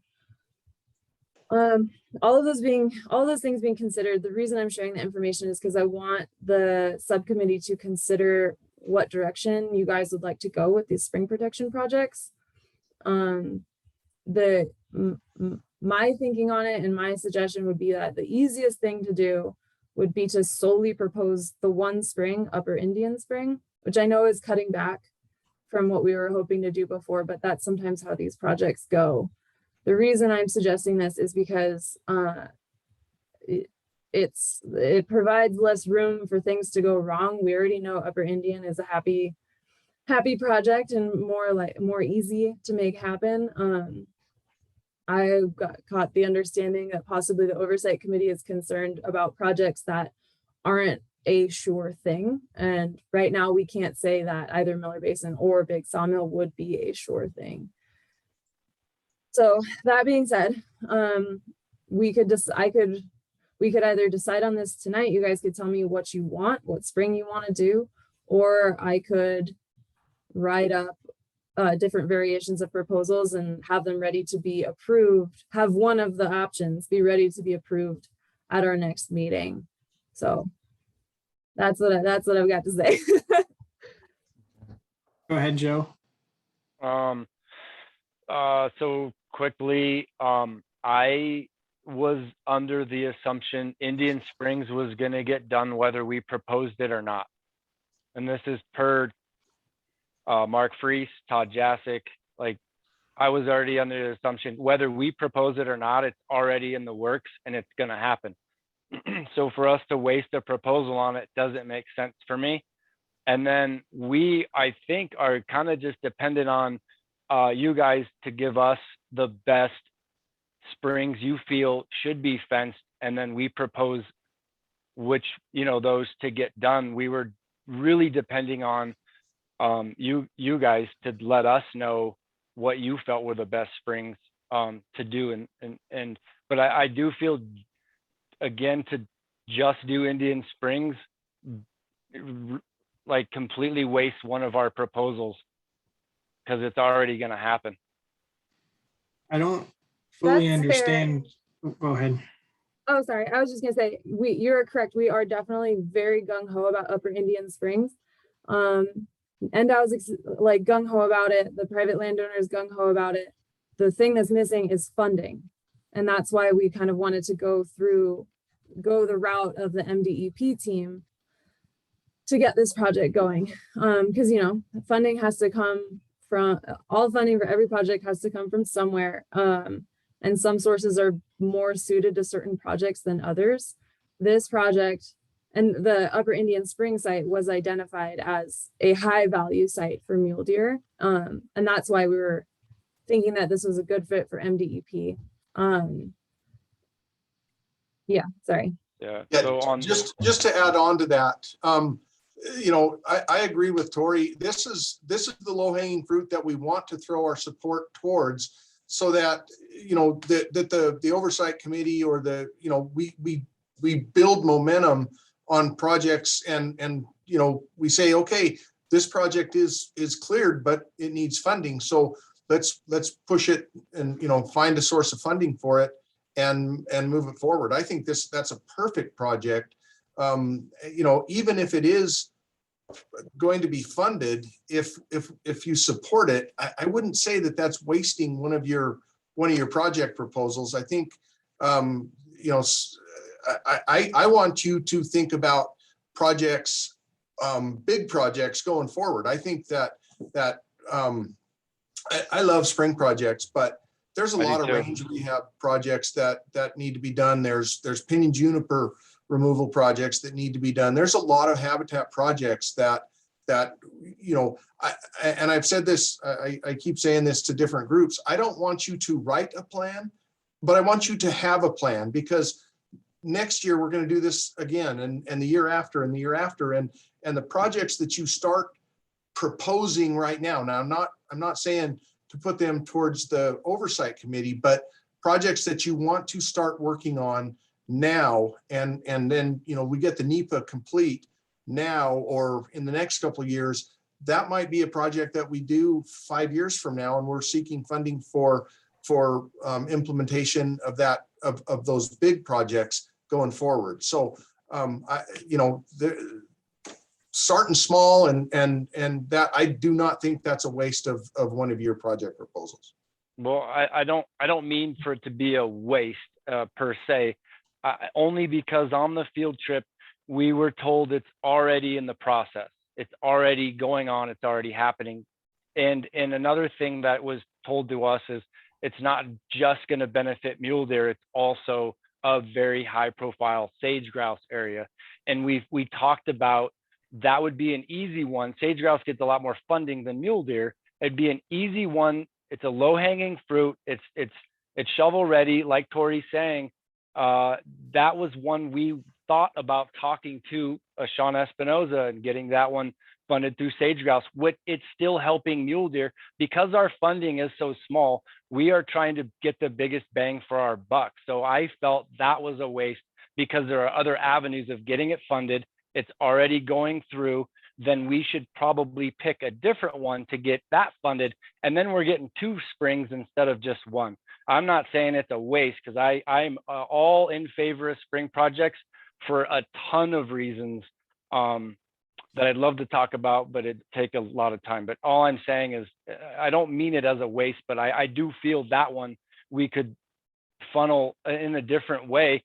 And like we were saying, it's already going through. Then let's pick a different one and let's get 2 done with our proposal, and that could get funded through the mule deer project.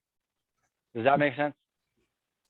Joe, I think that makes sense. However, since this is going to be an annual process, as Mike said, we need something that we can get done this year. And if Miller Basin actually has complicated topo and is already in good condition, we shouldn't necessarily be spending money there. if Sawmill has questionable value, we shouldn't be spending money there.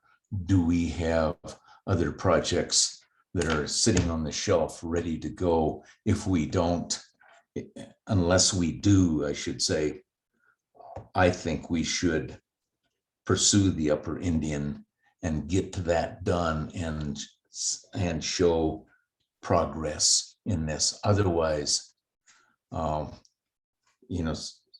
of these other two may not be able to be completed this calendar year, and at that point, it's a wasted opportunity.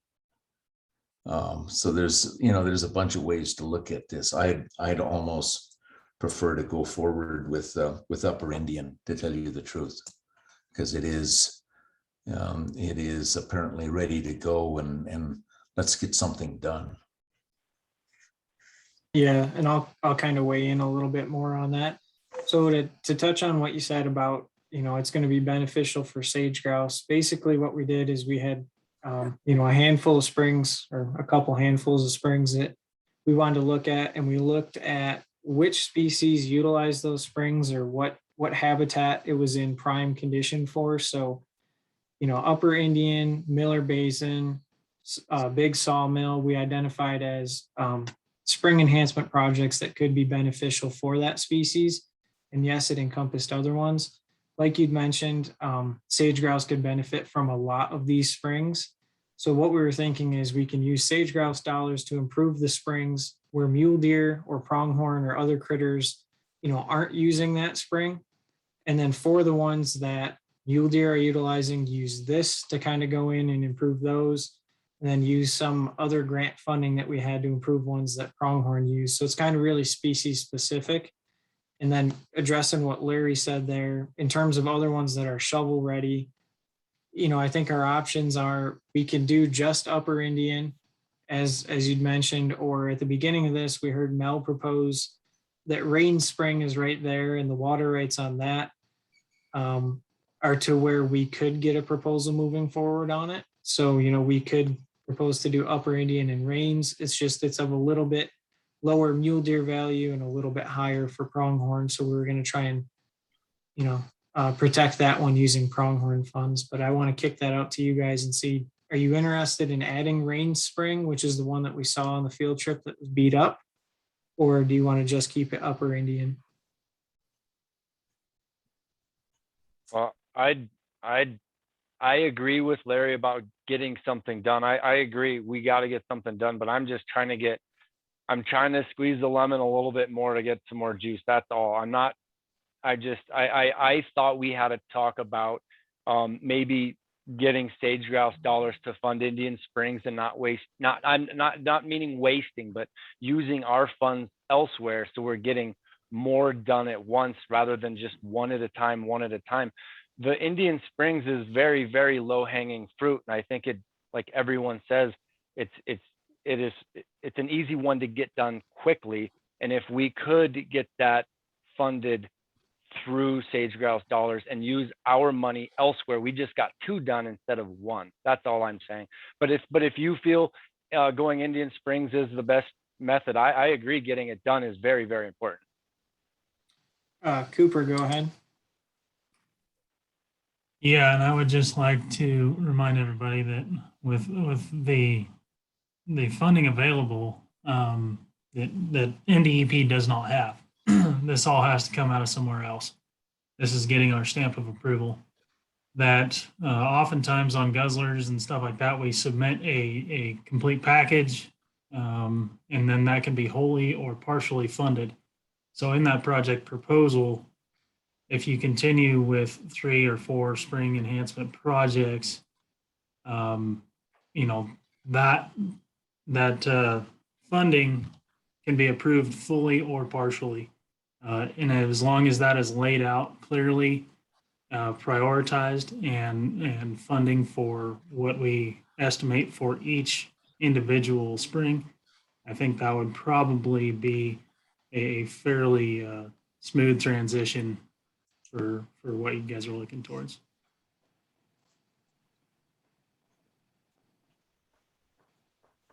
Thank you. Go ahead, Mark. Yeah, thanks. And just wanted to provide a little clarification, and sorry, Joe, if we led you down that road. So what we had envisioned is we picked out basically 15 springs and kind of sorted them internally and said, hey, let's make an effort to do a project like this on 3 to 5 per year for the next 3-4 years till we get all these done, and then let's chew off another piece. And so we do have plans in place to do 3 to 5 projects per year, because that's really meets our capacity issues, both funding and internal for manpower.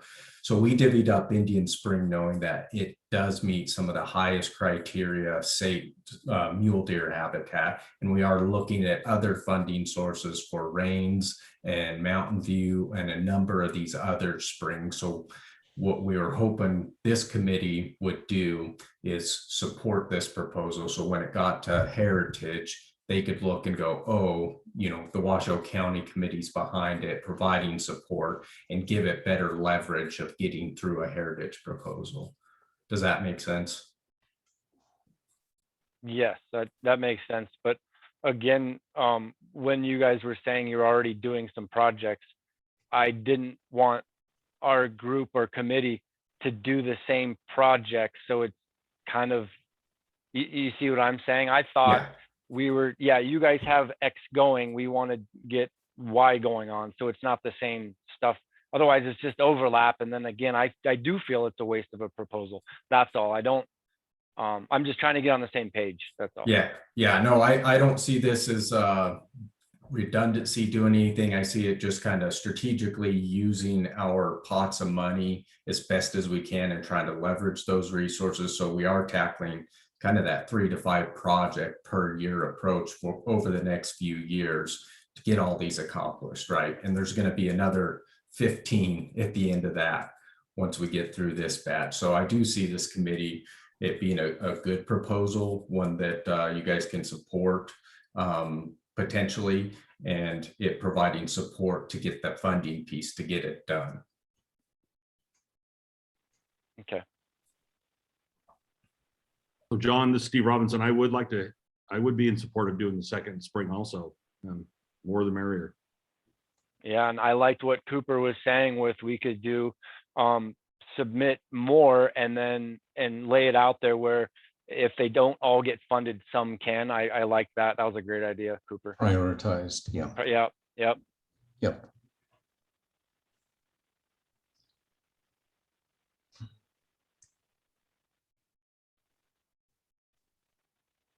Yeah, so let's see, there's Rain Springs, I suppose, which we've already kind of been looking at a bit.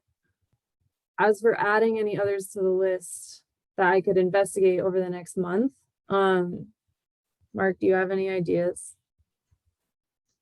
I think we need to go back and look at the 15 springs on the list and what best fits with mule deer, based on the collaring data, the information we have, and listing that as a potential second opportunity in the proposal.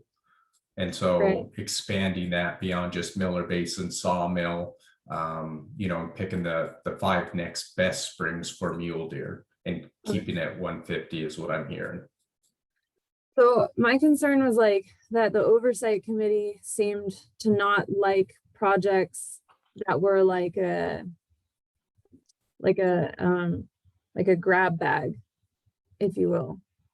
So I know we're not supposed to be super hung up on if it gets funded, but I would like the Habitat project to get funded if it could. So I'm just trying to strategically write the proposal in a way that is more likely to be looked upon favorably. Because I did hear that the way it was submitted previously, where it was definitely Upper Indian and then or Miller Basin or Big Sawmill, that was not looked upon favorably. So I don't know. I haven't watched the Oversight Committee meeting, so maybe I should, but.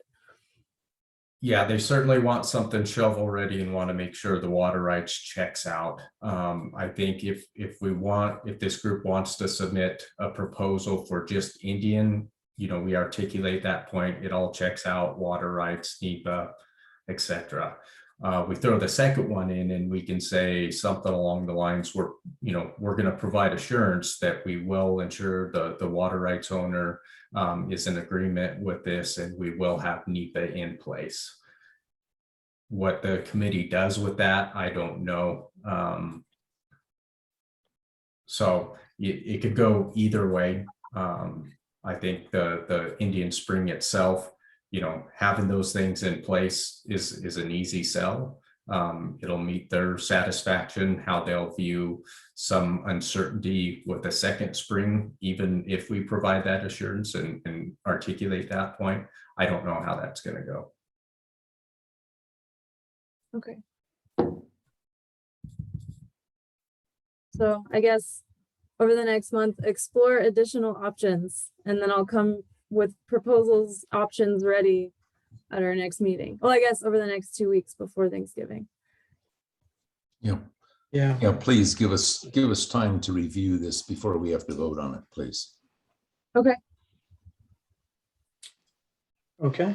So with that, do you guys have anything else before we kick it out to public comment? We got to have public comment before we do any motions or any voting or anything. No. Okay. So with that, we'll take public comment on agenda item number 4. If you're attending here virtually, you can raise your virtual hand in Zoom. Otherwise, you can send an email to ndowgame@ndow.org. And I'm going to stop sharing my screen so I can see any hands raised.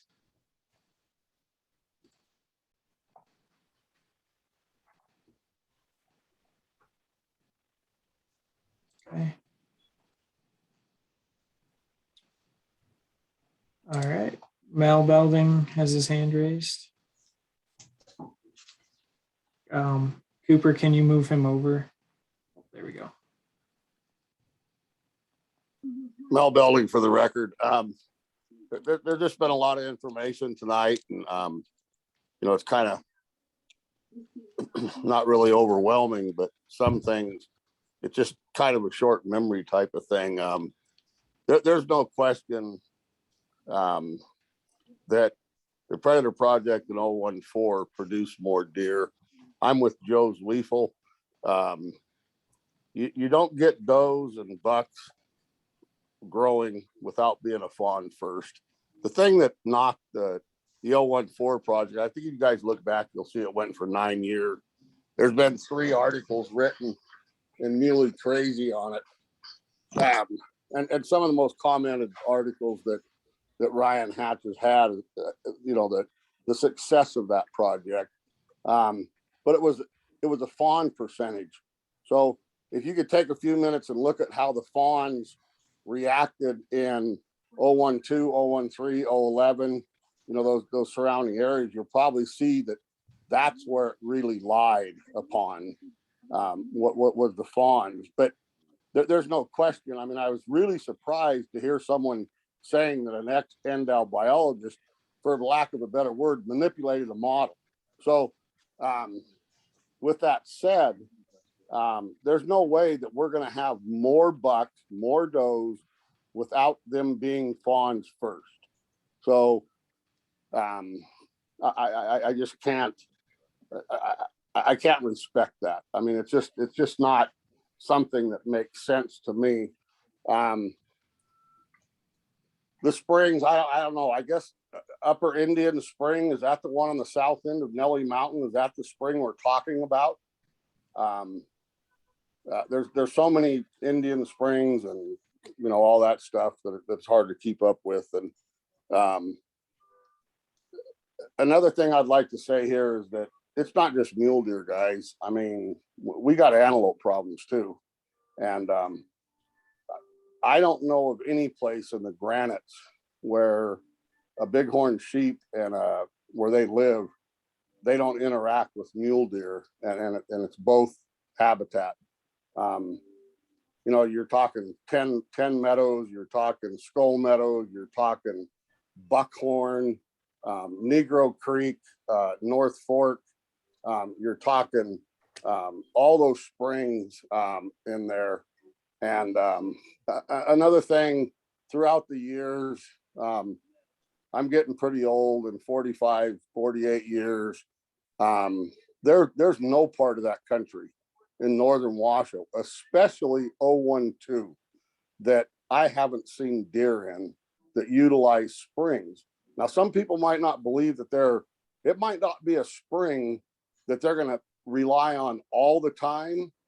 But I mean, you guys think back of how much time that you've spent in northern Washoe, especially in the winter months, and those deer would be all over, especially 012. I mean, some of the places those deer try to make a living in 012, it's really, really tough to believe. So with that said, you know, I would love to hear you guys talk about augmentation, because in my opinion, and I know it's just, we all got body parts, but 014 is going to be very, very, very, very difficult to bring back.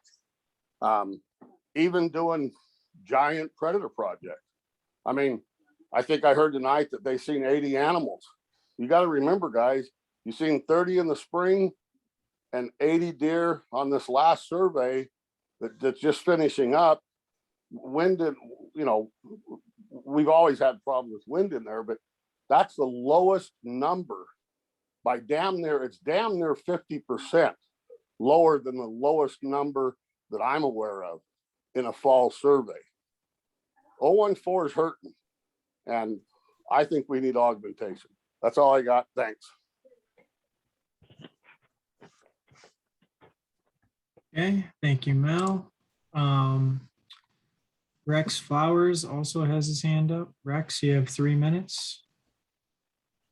Yes, Rex Flowers for the record. On this project in 014, when that project was originally done, that was a project brought forth by the area biologist and Washoe County CAB at that time. Judy Karen was actually very involved in that. I don't know if she's on tonight. She could really lay a lot more history on you, but that project was to increase the fawn ratios. And that's why the project ended up being ended when it was in year 9.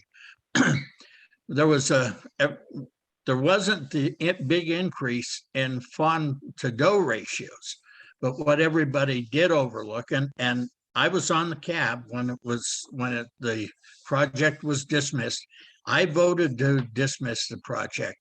What I missed that everybody else missed was the retention of those fawns from one year to the next. So I think to measure your success, you should be looking at an increased population as a deciding factor.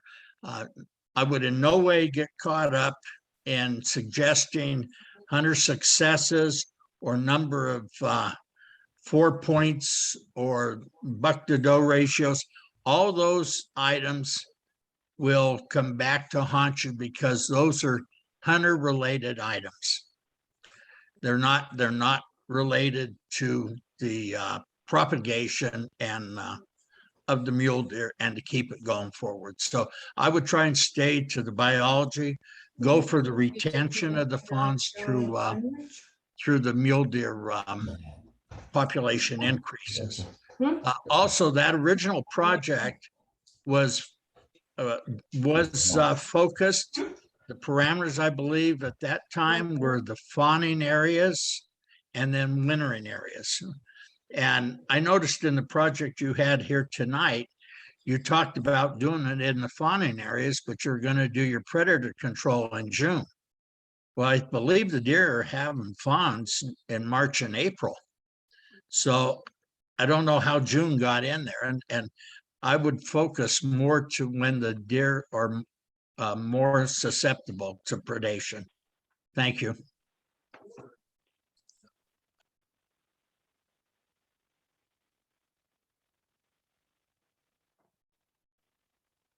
Thank you, Rex.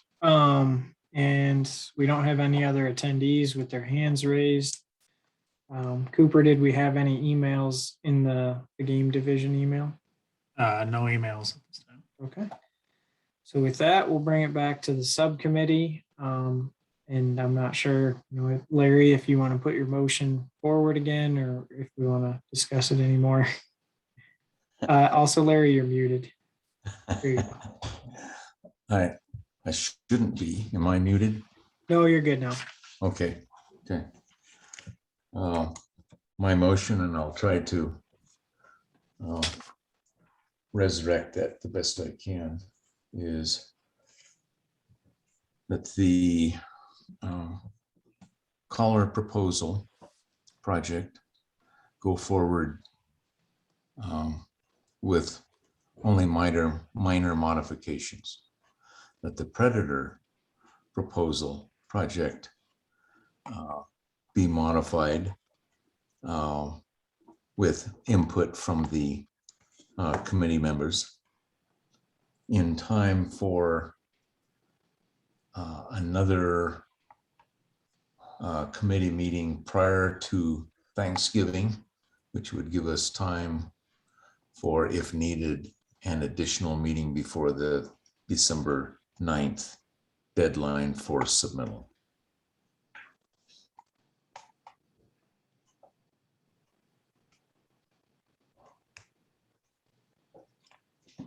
Steve Robinson, I'll second. Okay. So with that, all who are in favor say aye. Aye. Aye. All opposed? Okay, that passes unanimous. And then with that, did you guys have anything else before we kicked it out to general public comment?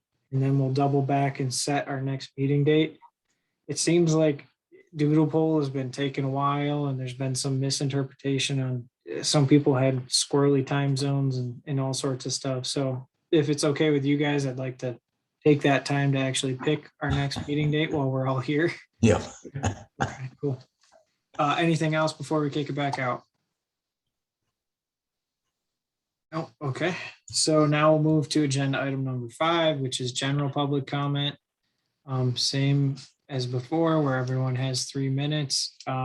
If people aren't here and they don't want to raise their hand to speak virtually, they can submit any public comment to ndowgame@ndow.org.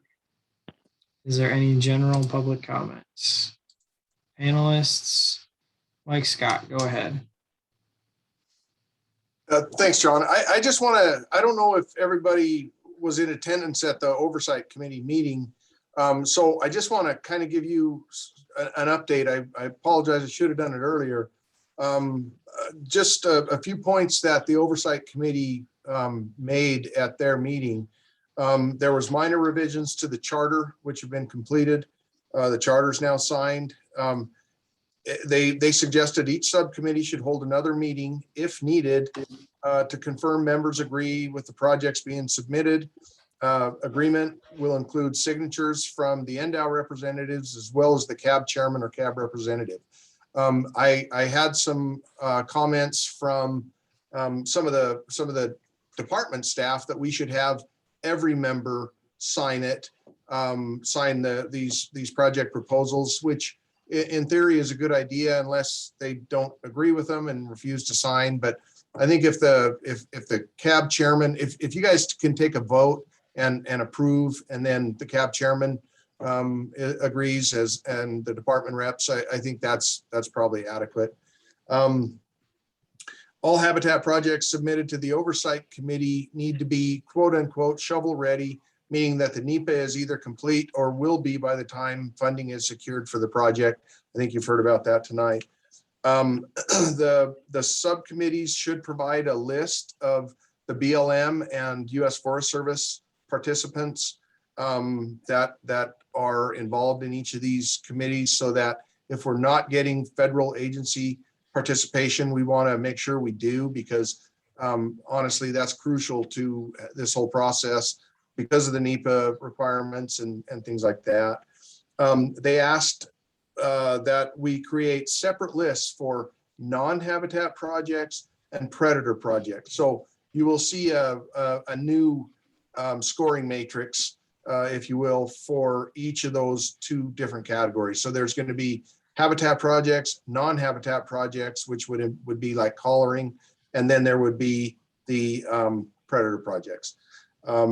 And then, as Mark mentioned earlier, or Tori did, ensure spring protection projects contain landowner permission and that livestock will have access to alternative water.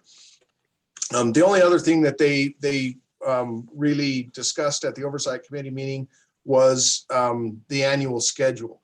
And one of the challenges that maybe this group hasn't had, but other groups definitely have had, is trying to get people in attendance because of hunting seasons. And, you know, I know the irony is there, but a lot of our groups cannot get a quorum because so many people are out hunting. And so the schedule is going to change a bit to where these projects next year will be due July 1st or I'm sorry, August 1st. And you know, that's going to be, it's going to shorten the timeline, but that's going to be the project deadline going forward. And then we can always back it off if we need to. But anyway, I just wanted to point some of those things out because I'm not sure that everybody is aware of those requests by the Oversight Committee. Thank you. Thank you, Mike. It looks like we don't have anyone raising their hand. We have somebody who called in, so we don't know their name, but Cooper, could you move them over? And you should be good to go. You just need to unmute yourself. There you go. Hi, this is Joel Blakely. And as usual, I want to speak about the antis. I heard that brought up a couple of times tonight. And if we're going to manage wildlife by worrying about the boogeyman, then let's just pack it up and go home. I've been hearing about the boogeyman for 45 years, and I'm tired of it. I'm tired of human dimensions. I'm tired of all that crap. Let's just manage wildlife and not run from ghosts. Thank you.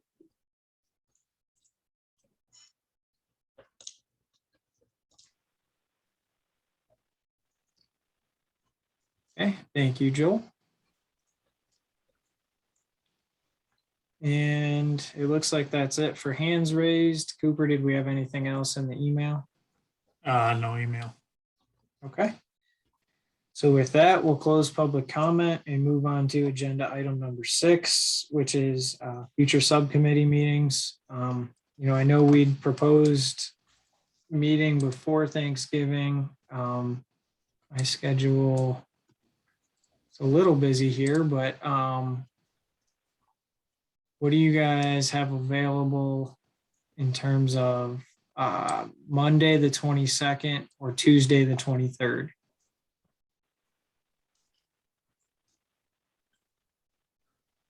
Doable for me. Me too. I will be out of the country hunting, but you guys will have a quorum anyway, so go ahead. Arnie, are you available? You're muted. Oh, There you go. No, you're not. Tuesday. Tuesday is best. Okay. Yes. And Dan's not on, but I know he's back in the office on the 22nd. Okay. And do we want to do, you know, like we have been at night here after work, or do you guys want during the day? What works best for you? This is best for me, but After work for me. yeah. 6 o'clock. Tori, does that date work for you? Okay. Are you considering have it in person or as a Zoom meeting? Yeah, I'm available to have it in person if that works, if we want to hold it in the at the Valley Road office. The only thing I'm thinking of is that those project proposals could be signed right there. And one of the challenges I see is that if Steve's not there, then I guess Arnie is going to be the cab representative, we would request that Arnie sign those as the cab rep, if that's okay. Steve, when are you going to be back in country? I get back on the 28th. That's, It's a Sunday. that still gives you time to sign documents and have them submitted by December 9th. Oh, yeah. But if they're meeting on the 23rd and, you know, they need something signed there, the vice chair can do that. Okay. All right, so for now, we'll put it in for 6 o'clock at Valley Road. The other potential issue that we may run into is, you know, sharing all of these Word documents. If we're in person, we can obviously print them out, but if we're gonna make a bunch of edits and type them up, that might almost be better to where, you know, if we have hard copies, we can scribble on them and add stuff if that works for you guys. In person, you mean? Yep. I think that's better. Okay. Yeah. All right. Okay. One comment. John, just so you know, you can set up the screen and a projector in the Valley Road conference room and just edit by committee right there at the meeting. So that should work out well. Okay. One comment for Dan, he may need to remote in. So that you may need to make some allowance for a Zoom hybrid. You know, we could probably do something where it was like a hybrid, and then that way we would also have the ability to record it through Zoom. Right. So we'll probably end up doing in person, but if people can't make it, they can call in to that phone, or they can, you know, be on Zoom. I think that's all. With this being something that we decided on, do we have to put this back out to public comment and a vote, or because this is informational, it's okay? You end it. End it? Yep. Okay. All right. Well, thank you guys. You know, I look forward to hopefully getting some proposals signed and ironed out on the 23rd at 6 o'clock. With that, the time is 8:46 and we'll adjourn the meeting. Thank you. Thank you. Thanks, guys. Thank you. Okay.